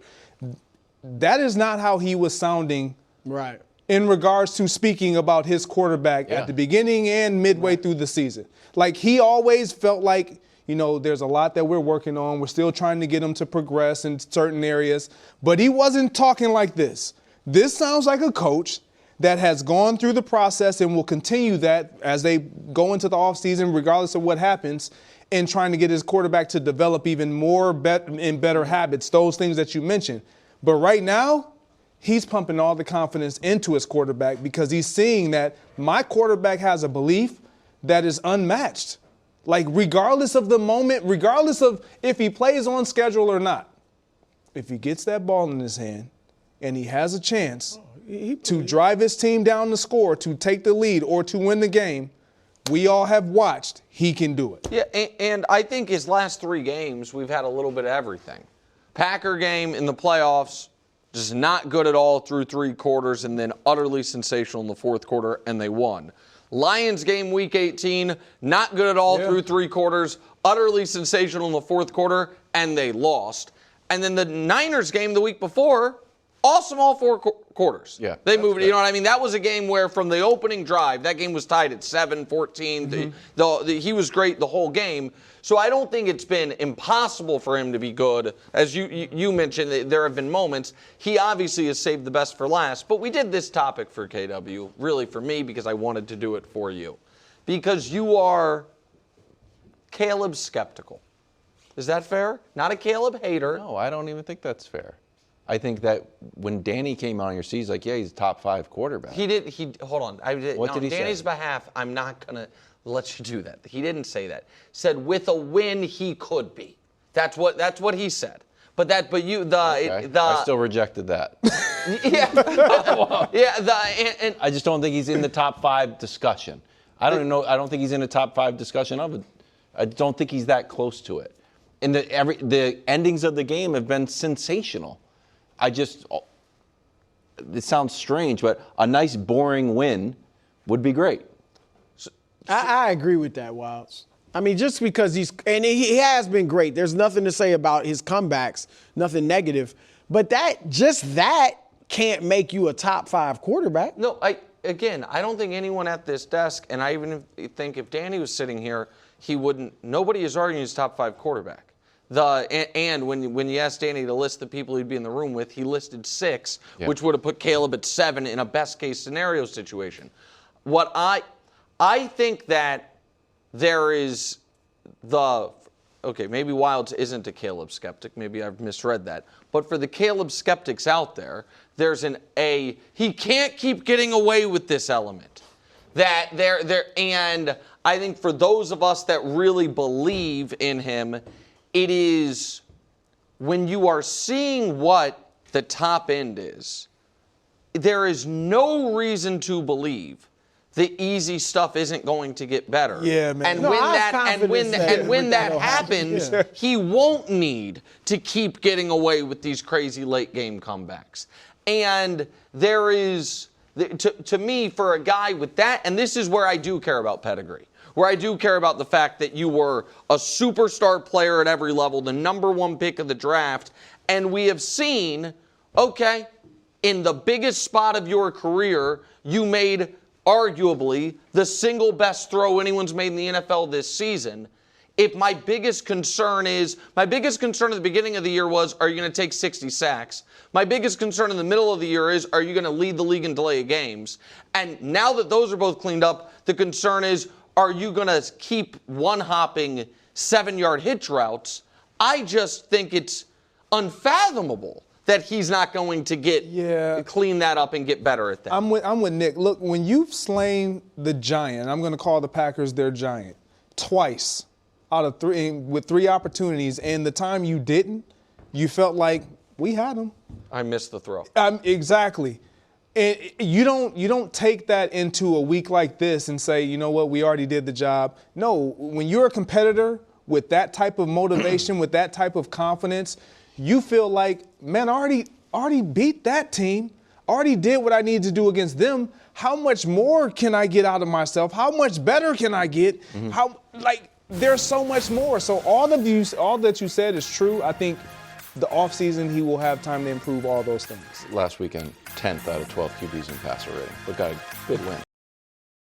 Live from New York, first things first, overtime today. Can Drake May handle this Texans defense? We've been studying the numbers. We barely found something. Meanwhile, do the Broncos deserve to be favored over Josh Allen and the Bills? And finally, can Caleb keep up with Matthew Stafford? Oh, what a throw. A lot of sarcasm there. Yeah, just what a throw. Just doubt Caleb. No. You guys are asking about what he can prove no, again. Danny. It's all about proving. This is what happened. this is what happened, and I think you're going to be mad as the Caleb guy. We had the great Caleb cheese grater footage because it was close. Loved it. And it was fun. And Nick was like, we got to stop using that. Use the game angle of him gaining first downs. And all of a sudden, the great cheese grater clip is out. Well, these clips are better. I mean, I do really like a lot of the cheese grater one is that's fantastic. These are great. I just think starting. That's not Caleb. Here's my argument, just real quick. That is actually Caleb. What do you mean that's not Caleb? Caleb's not on the screen right now. Okay, yeah, because there has to be someone to catch the ball. That's why we don't use these. I think up until Wednesday, using clips that are reminding us what happened over the weekend is good. Starting Thursday, when we're talking about the games that are coming up, highlights are better. That's my general take. That's all. Oh, this is a good thing to hash out on the air. Yeah. Danny Parker. John Harbaugh, new coach of the New York Giants. Giants have the 5th pick overall after winning 4 games this year. We saw some immediate turnarounds with some coaches, Danny. Ben Johnson, Vrabel, Liam Cohen. Mike McDonald took 2 years, but they're doing pretty well. Do you think the Giants can immediately contend with Harbaugh? Contend for a playoff spot. You know, I don't think they're a Super Bowl contender, but 7 teams make the playoffs, and the Giants, if you like Jackson Dart, have a lot of pieces. If you don't like Jackson Dart, they're a bad football team. I do think it's that simple. Like, they've got Burns and Thibodeau and Carter and Lawrence as like front 7. Mm-hmm. They should have a great defensive core, all under 30. And Malik Neighbors, when he was healthy, looked like a superstar. Yeah. But a front 7 and 1 good receiver, if you have a bad quarterback, means nothing. So I think that John Harbaugh took this job for the $100 million and to live in New York City, but also because he believes in Jackson Dart. I went back and watched there's like a 28-minute highlight montage that NFL Films put out on Jackson Dart today. I was just like, I have the time. There's a lot there. Like, I was surprised at how impressed I was by it. So if you have a coach who is competent, like just like a floor here, yeah, contender for playoff contender. Playoff contender. Because like, it was kind of amazing to look back on it. The last time the Giants, when they hired Brian Daboll, that was when there were 10 openings. Right, this year there's 9. 8 of those 10 guys that got hired in 2022 are already fired. So just like a baseline of, I know he can do the job and he won't embarrass us, that is some value to a franchise like the Giants. I don't think they're great, but this is a good day for them, obviously. No, look, I agree. I said earlier, I think they'll be a playoff contender next year. Number one, coaches make a huge difference. We saw it this year. Liam Cohen, taking them from 4 wins to 13. Mike Vrabel did the same thing. We've seen it, almost every year. Like, good coaches really can turn the team around quickly. Dan Campbell took a year, but got them on the right track. And I agree with you on the talent. And Dart, like, if Jackson Dart can stay healthy, if you look at what, again, I've always said Harbaugh deserves credit for helping to develop Lamar, but I keep bringing this guy up. Even what he did, he won some games with Tyler Huntley. And they were, if you remember that playoff game with Tyler Huntley, they were in position to beat. I think it was the Bengals. 17-17. They had the ball on the 1-yard line late in the third quarter with Huntley. The fumble return by the Bengals. Exactly right. So they could have maybe won that game with Tyler Huntley. So I'm saying if Dart stays healthy, then he can play as well as Tyler Huntley. There's no question. And so I do think that they can have a good season next year. And remember, that division, I agree, Nick, all 4 of the teams look pretty good. But it's been a division that until this year, nobody had repeated as champion for 20-some-odd years. Mm-hmm. So I'm not saying they'll win the division, but they can be in the hunt and certainly in the playoff hunt. The most important thing to winning a Super Bowl is excellent quarterback play. The most important thing to making the playoffs is excellent coaching. Yeah. I have seen Mason Rudolph and old Russell Wilson and young Mac Jones and rookie Bo Nix all make the playoffs recently in the tougher of the 2 conferences over the last decade with Hall of Fame caliber coaches at the helm. And Belichick, Tomlin, Sean Payton. Like, you don't need a great quarterback to get in the tournament. You need a great quarterback to be competitive in the tournament, deep into it, unless you have the team C.J. Stroud has right now, or something like that. So I do think that is on the board. I also think that for me, he would not have been the best coach in a number of divisions. But he wouldn't have been the best coach, for example, in my opinion, the NFC West, the NFC North, the AFC West. That's like, those are three definite. And then questions, but he is, in my opinion, the best coach in the NFC East. I have respect for Dan Quinn. I think John Harbaugh is better. I thought Schottenheimer was impressive in year one, but I obviously, at the moment, think Harbaugh is better. And I just flatly believe he is better than Nick Sirianni. I think the Eagles are a little, kind of feeling like, man, wish maybe he was available a year from now when maybe we might have an opening, because I think he would have fit there perfectly. But it wouldn't have made sense for them to fire Sirianni a year removed from the Super Bowl. So I just think you have a lot of structural advantages. And on the Dart question, Danny, and this is what I think is why this was such a great hire for the Giants, it removes the variable in evaluating Dart of as his coach in nincompoop. And there's a baseline competency right, there. The baseline competency of we're going to get a real test on who Dart is that I think is super valuable in informing your decisions about what, because a lot of times when teams have stuck with quarterbacks too long, it's been because it's like, well, is he the problem or is the coach the problem? We'll fire the coach, we'll do this. And now I feel like you're going to know that if Jackson Dart just looks awful, it's not because Harbaugh has totally lost it. Now, your skepticism about what if they become real contenders, does some of the things that hurt him in Baltimore hurt him with the Giants, that's a good problem. The Giants would love to have a problem where it's like, our coach They love to have the Ravens problem. Yes. Right, this is a floor raiser. Yes. It's like, to argue against my own point, because the question was playoff contenders. I think that is yes.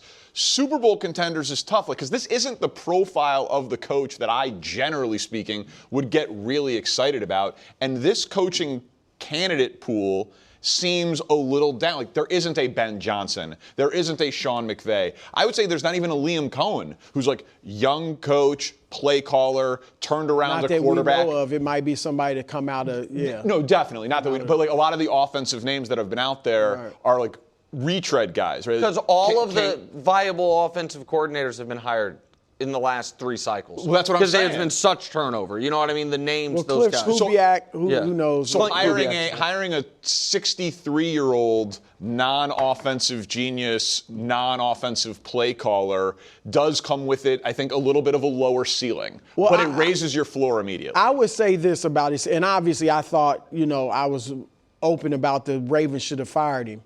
But before, let's say he gets them to contention. Maybe, where they're like contender for the Super Bowl in the NFC.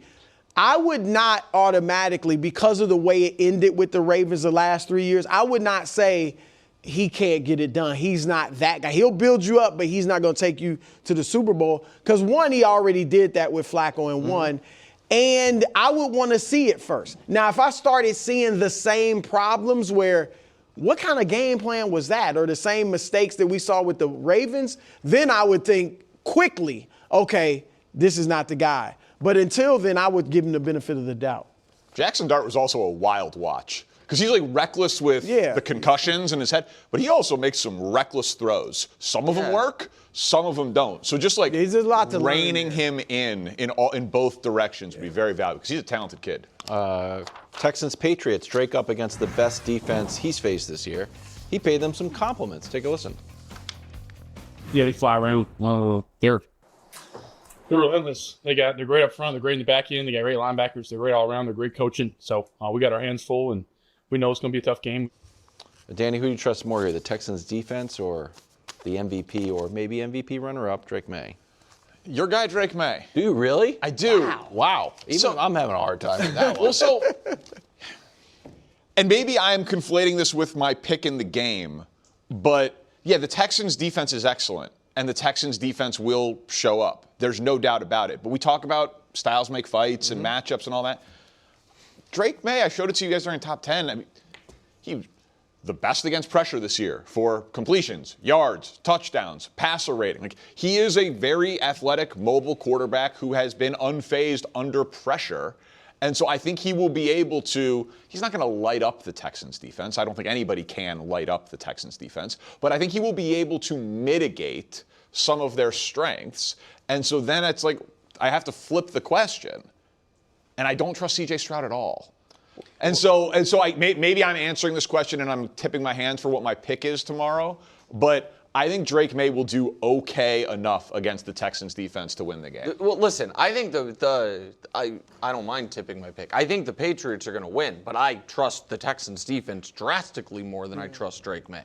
Like and so our analysis might be similar in that I just think the Texans offense right now has real trouble, and I don't think C.J. Stroud's all of a sudden going to snap back into a player that he really hasn't been in a couple of years.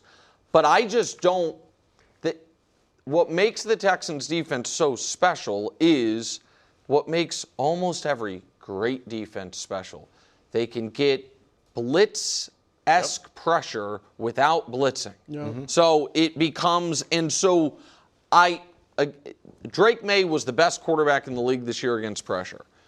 But that, I would imagine, a lot of that has to do with Josh McDaniels drawing up blitz beaters and him finding open guys.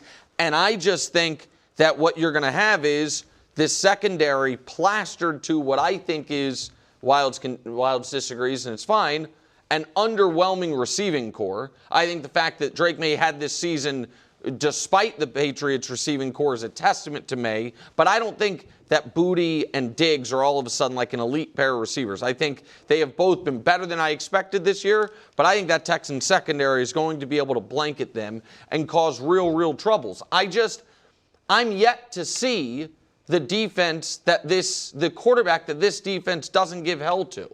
Like one quarterback to have an excellent game was Matt Stafford in week 1, and even that game. It wasn't excellent. Right. He had a high passer rating, I think 109. Exactly. But and one touchdown. One touch. He didn't turn the ball over, 109 rating, but still they won, like, I want to say 13-9 or something. It was something. It was neither team got to 20. And so I just think the Texans defense is as trustworthy a unit as exists in the playoffs at the moment. I agree with that. Yeah, I agree, and I'm picking the Texans. Sorry. That's okay. Wow. And I don't take it personally. I trust obviously their defense more. I do think, Danny, the things that May has going for him is he's so good under pressure from the pass rush. His legs, so if he can get out and run. And as you said, what's C.J. Stroud going to do? He doesn't have to. May doesn't have to put up 30 points to win this game, probably. So those work in his favor. But I just think, again, last week he played fine. I thought he played better than you thought he played. But he did show, he struggled a little bit. And with this defense, I just think they're going to be all over him. And it's like Nick said, it's not going to be blitzing. They're going to get to him, and they're going to be covering the receiver, so he's going to have some trouble. So when they get to him, he's going to take off. Yeah. And I think he learned that in the Chargers game. He had 10 rushes for, I think, 66 yards. It was a career high. It didn't feel like it. Maybe he broke off a long one.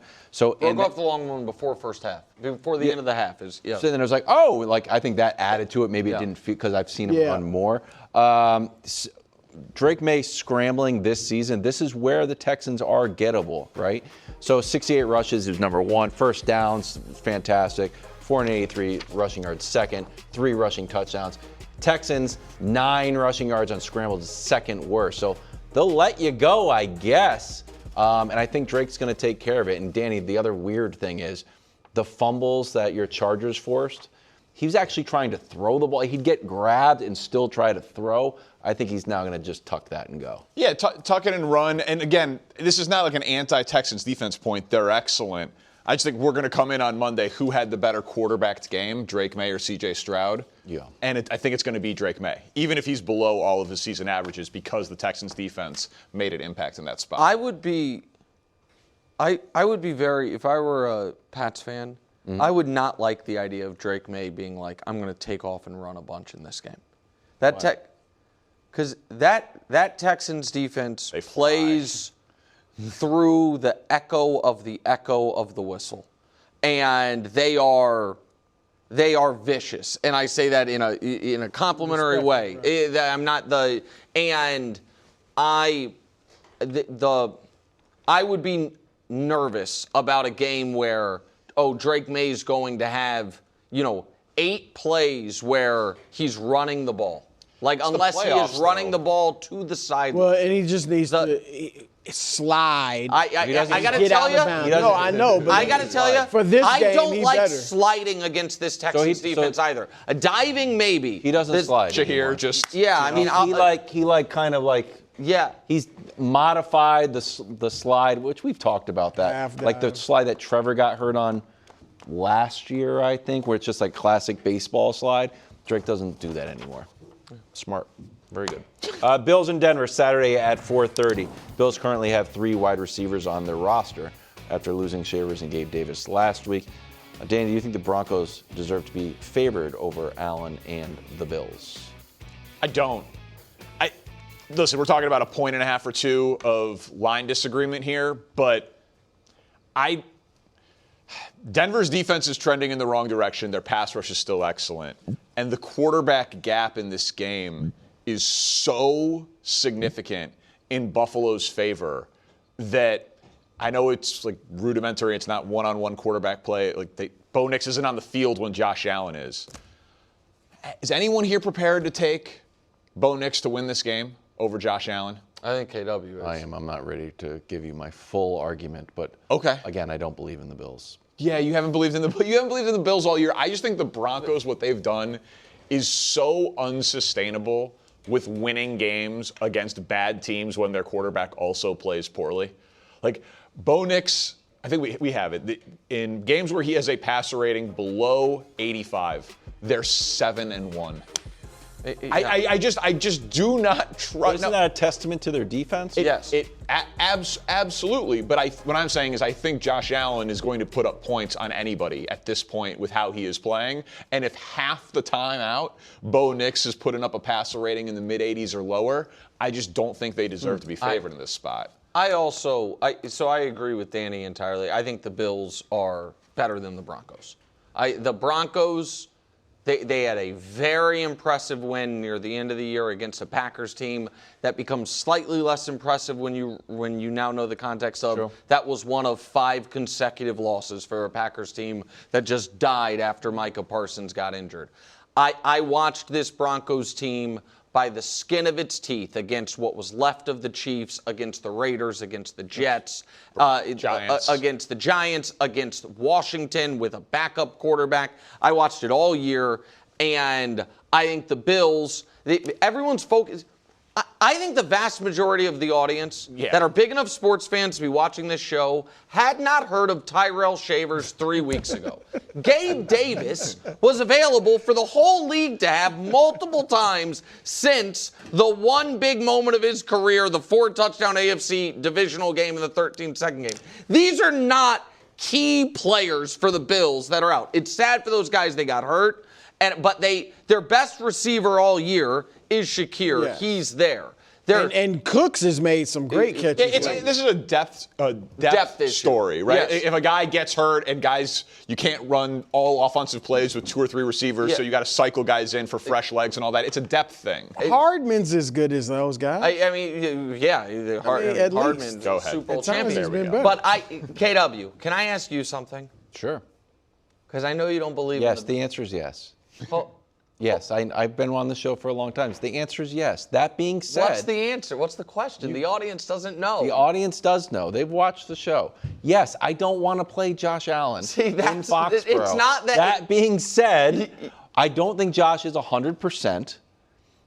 But you think KW. I don't think they can stop the run. So if Sean Payne just runs the ball, controls the clock, we'll go to the building, in fact. You can lie to us. It's fine. You can't lie to yourself. And I'm telling you, on Saturday, you are going to be rooting for the Broncos because you think, not because you think the Bills aren't scary and the Bills aren't good, but because you would rather Yes. The Patriots have to go to Denver. Yes. Then host Buffalo, which means you're the. Well, they wouldn't have a week of rest. I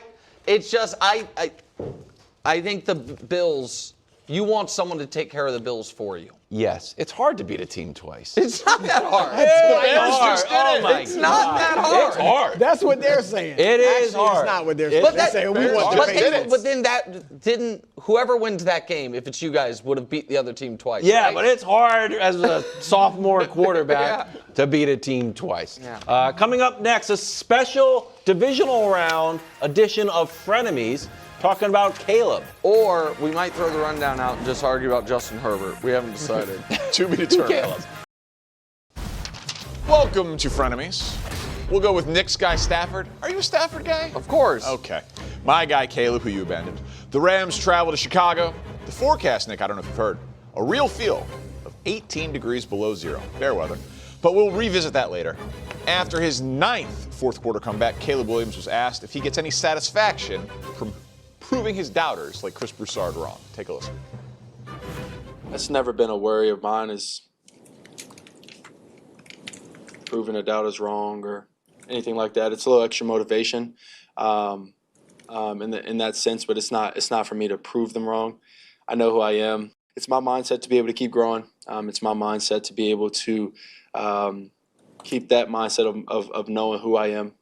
Keep that mindset of, I feel that I'm the best when I'm on the field.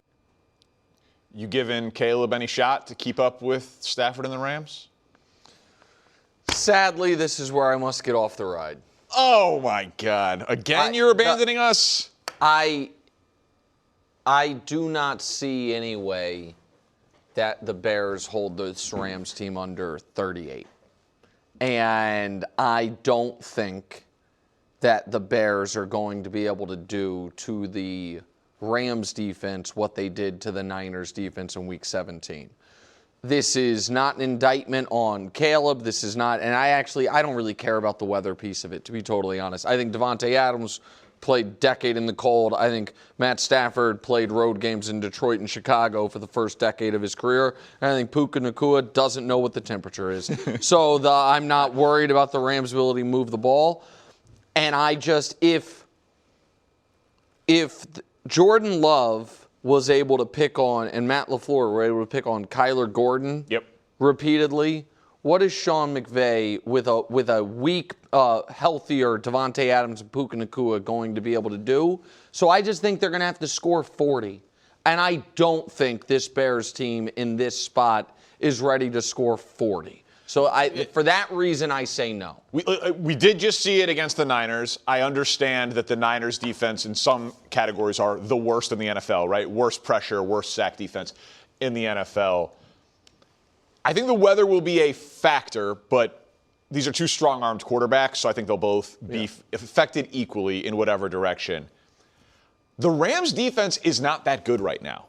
Like sometimes we have to call it not on the season numbers. But the last 6 weeks or whatever. Right. Well, so just if we look at the last 7 games for both of these teams, some of the stuff is really similar. Like the yards per game allowed, 23rd and 27th in the NFL. Passing touchdowns, identical. Passer rating, very similar.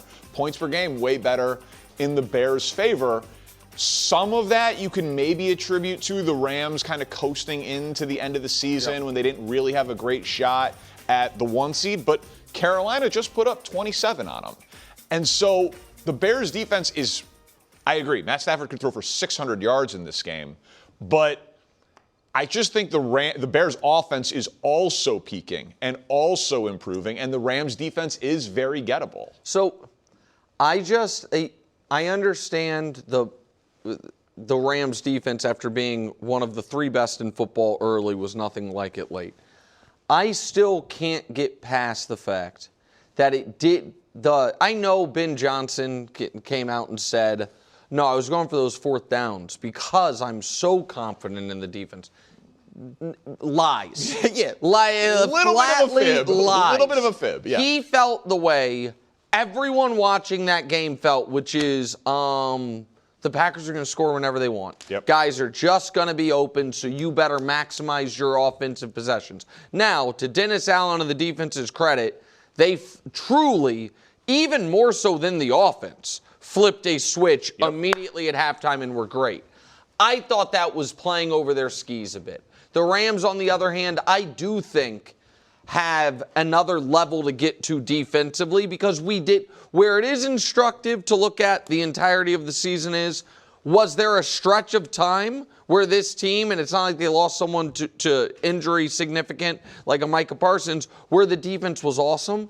So I just think the Rams will be able to disrupt the Bears a little bit. And something that is, I think, been wildly under-discussed nationally is the Bears losing their starting left tackle and one of their best linebacker. I mean, Tremaine Edmonds is supposed to be their best linebacker. He's been disappointing. But T.J. Edwards matters. Trapillo is their worst offensive lineman, but he matters. And the guy who's replacing him was their, you know this better than me, but so tell me if I'm telling the audience wrong.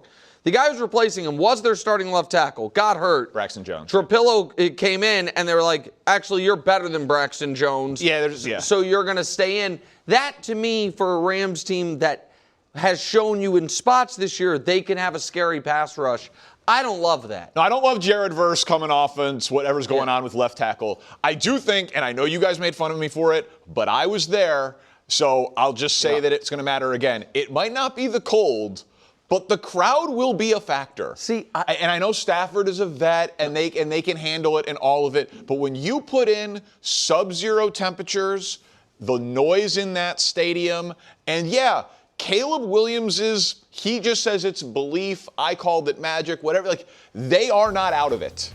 So there is not a score at halftime that will have this team out of it. Like this, I think this is a fourth quarter game. So I agree with you that they won't feel like they're out of it. I do wonder if the crowd has it in them again. This was the house money game, because I will say that was such a, and people and folks, by the way, should 100% go to Danny or our social feeds to see Danny's monologue from yesterday if you didn't see it, about why that game was, almost literally a religious experience for him and his family. But metaphorically, that was such a special moment for that team against that rival and that comeback that it is hard for me to believe that the crowd is going to be as much of a factor as it was in that game. And last year, this Rams team, that Philly stadium, when Saquon's smacking himself on the head running in the snow, is as loud as any stadium was all year. And Stafford walked him down twice and then had it right there. I just don't think he's going to be impacted the way Love was. I'll just say this. NFL Films put out a cool, mic'd up video. It, yeah. And because I hadn't seen this piece of it yet, but, Caleb coming into the locker room right after the game and immediately being more to come. More.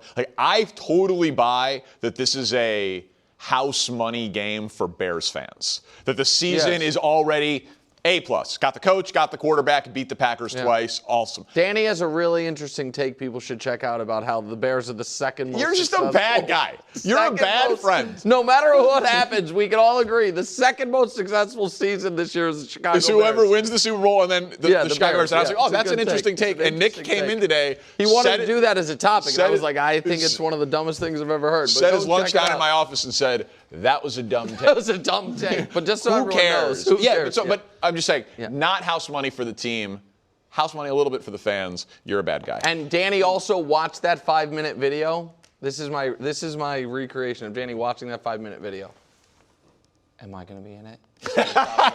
There's the crowd shot. Is that my section? Is that next time? Little disappointed. Yeah. I mean, the whole outfit. I know. I could have been featured. You're watching films. it. Said they show fake Ditka. I know. You were pissed. A little disappointed. Yeah, go ahead. Again, bad guy. To Seattle. In addition to the injury report 30 minutes ago, you're so proud of yourself, Sam Darnold listed as questionable with an oblique injury. Here he is, though, running around on the practice field. But he also is still able to speak in addition to jog. Here he is on his injury. Take a listen. In routes on air, just kind of felt a little something in my oblique. Just didn't want to push it. Wasn't the day to push it, so that was it. So just came inside, got some rehab, and feel like I'll be ready to go for Saturday. Seahawks still favored by 7, line not moving by this injury designation. Do they deserve it? Do they deserve to be a full touchdown favorite against the Niners? I don't think so, and I think they're going to win. But I don't think they deserve to be a 7-point favorite because I understand they won the last game they played by 10. Correct. But it was that game was in the balance. It was 10-3 late. Yep. There was and the Niners are driving. McCaffrey bobbled pass, interception, game over. I think the Niners, their coaching and their play calling and their offense as a whole and the defense just ability to figure out how to make just enough plays have earned enough respect to say they can keep it close. And I think Seattle's better. I think Seattle has a long list of advantages in this game. Obviously, they're more rested. Obviously, they are more healthy. But 7 points is a big number, and I don't think the Niners are getting blown out. And we did a very similar topic this time last week on Niners-Eagles, and I said that the it was more likely blowout or Niners upset. Yeah. And How'd that one go? I said Niners blowout. upset, Nope. I was wrong, and part of my analysis was coming off of that Niners-Seahawks game, which I thought was it jumped off the screen, one of the most physical games in the NFL this year, then having to go play Philly, who had rested its guys in Week 18, thought it would be too much. Well, in that game against Philly, the Niners just got more injured.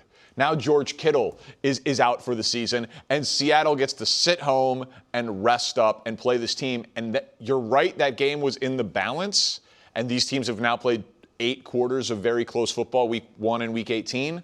But I'll put more emphasis on the Week 18 game. That was the worst offensive performance the Niners have had since Kyle Shanahan has been their coach. It was the fewest rushing yards for Christian McCaffrey. It was tied with the fewest points since his first game as the coach. They had 174 yards, their fewest yards. Yes, the game was close, but the Niners did dominate the Seahawks dominated the Niners offense, and now you add in more injuries, rest in Seattle. I do think Seattle deserves it. So I understand, I get that side of it, but the other side of it is this Niners defense is not more banged up than it was in Week 18, and that was the second straight time they played Seattle and held them to exactly 13 points. That's true. For some reason, Robert Saleh has had a really good beat on this Clint Kubiak Seahawks offense. He's had a good beat on Darnold, and they have been able to put a lid on Njigba. And so if I think Seattle is going to struggle to score 24, I just feel like that to me is a game that is a 3 or a 4 point margin. It would be very, very surprising to me. I was not surprised the Niners beat the Eagles. I would be very surprised if the Niners win this game. I think that, and I understand every time Shanahan's made the playoffs, they've made the conference championship game or further. I think that much like I feel like with the Bears, I think this is where this ride ends. I just don't think they're going to get blasted. And to me, a 7-point margin in the divisional round means you think they're going to get blasted. Yeah, and I think they will. Again, we define blowout as double-digit win. If you're not going to force Sam Darnold to make mistakes, and they don't pressure the quarterback, I think Darnold's going to be fine. He scored 13 points both times they played. But he didn't turn it over. It was an efficient 13 points. It was an efficient 13 points. I should have been in that NFL Films video. Coming up next, we have Greg Jennings and Willie Colon on the fit for John Harbaugh with the New York Giants. Welcome back to the OT. We got Greg Jennings and Willie Colon out here. We go to down the street.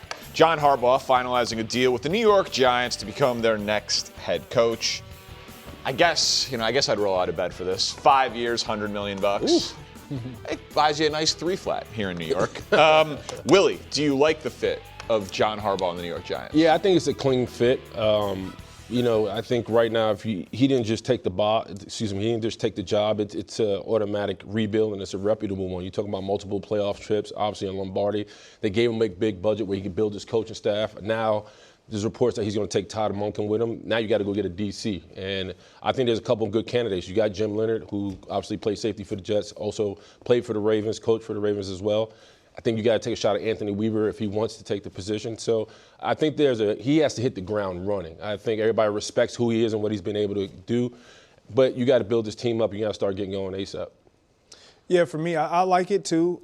In terms of what they've had in the past and the lack of stability, if you will, over the course of their coaching carousel and trying to find the right guy with trying to find a quarterback, he brings about the stability. You don't question whether or not you got the guy to lead the team. What I said earlier was, he can do the job. Yes. Like a lot of guys get hired and then immediately get fired, and you're like, ooh, he got promoted a little too high. Correct. Like John Harbaugh can do the job. You know he can do the job. And when you look at what he was able to develop Lamar Jackson, two-time MVP, into prior to when he got drafted, a lot of the chatter was, well, is he even a quarterback? Can he?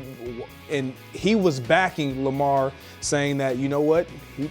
He is a quarterback. We're going to develop him. He brought in Todd Monken. They did just that. And I think when you look at what they have on that roster to work with, they have a lot of pieces. And obviously they have areas where they need to fill some voids. But he just gives you a sense of, you know what, he knows what he's doing. Let's support him. Let's align our thoughts and his thoughts and put them down and let him carry out the vision and execute the game. Yeah, but I think the fundamental thought process for me is get Jackson Dart ready to go ASAP and get somebody in the building that can polish him up. Because when I look at Jackson Dart, man, he reminds me of a young Josh Allen. Like Josh Allen, his first 2 years was kind of like this wild horse they had to kind of rein in, and now he's the MVP we know him to be. Jackson Dart can be that for this ball club. Outside of that, you get some help on the offensive line.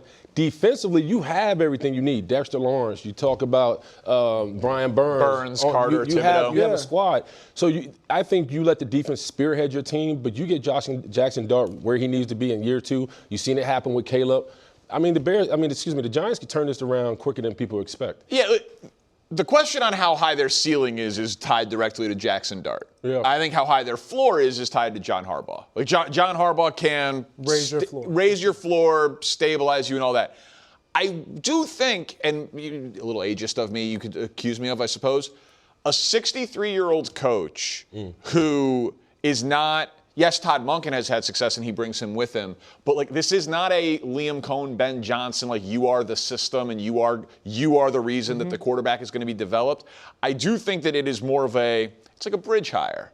And it is we're going to stabilize things, we're hopefully going to figure it out with Dart, and then you're going to move forward with it. So I get why everyone is saying it's a home run.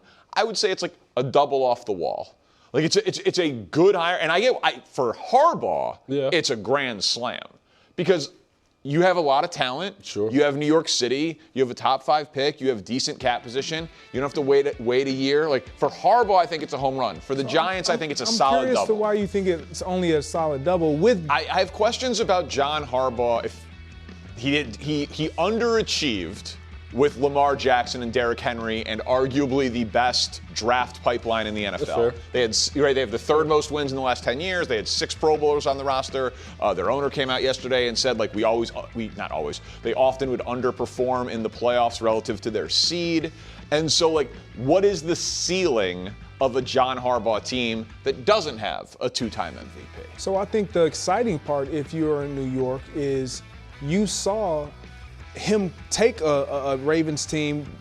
Obviously they had won. Then you get Lamar, draft him where you draft him. He's underdeveloped. We don't know what he is as a passer.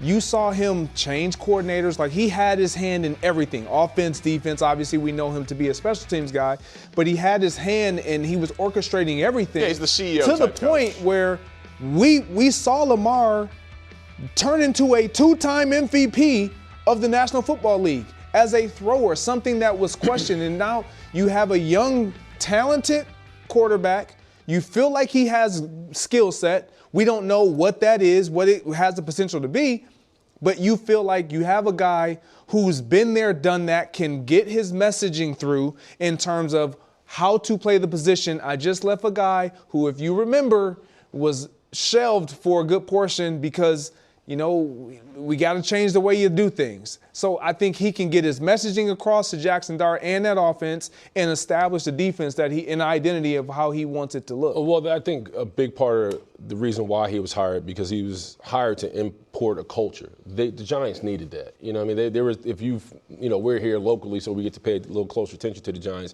There's been so much talk about this group growing up. You talk about the issues they had with Abdul Carter and all his issues, right? You talk about getting Jackson Dart, Cam Scadaboo playing better and being more efficient at their job. So he was there to really kind of rein this young talent in. That's how he was hired. As far as the development of Jackson Dart and getting his roster to him at a high level, it's going to come with hiring some elite coordinators, right? It's going to get. I like Monken, but defensively, I go back to that Broncos game and watching Brian Burns come out of going to that tunnel saying, "Hey man, we blew it, right? We had the Broncos right where we needed them, and because we can send the dogs, we lost to Bo Nix and the Broncos team that went on to light it up for the rest of the season." So I think it's more about having an adult operating the wheel. That's what the big part of the hire. I watched a lot of Jackson Dart today. Just had the time. This was a huge story. I just watched. He is a fascinating prospect because he is a reckless football player. He is, very much so. And it's not just the running and the concussions, but like he will roll right and throw left and cross the body, everything. Sometimes it gets completed and it's awesome, and sometimes it goes to nowhere. But he clearly has talent. He's mobile. He's fast. He has the moxie. A ton of moxie. He runs to throw. Like there's a lot there to like, and he did a lot of it without Neighbors this year. Yep. If they can maximize his talent, then they're going to win. They have it. Football games. Wandale Robinson, Neighbors, Theo Johnson, they have guys. Top 5 pick probably on the offensive line. Greg can talk weather. Willie can talk weather. I was in the weather, though. These guys were watching the game from the comfort of their home. I was actually in the elements last week. One of us is tough out here.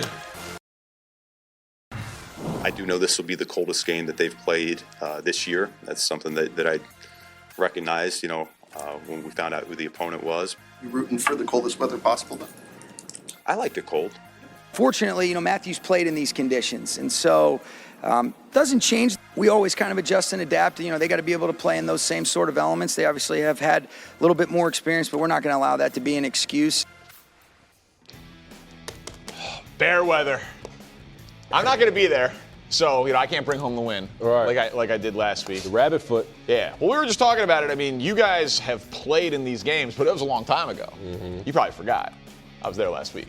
So I'm the person on the desk with the most recent cold weather win. Right, you've been in the trenches. I've been in the trenches. We will never live this down. Exactly.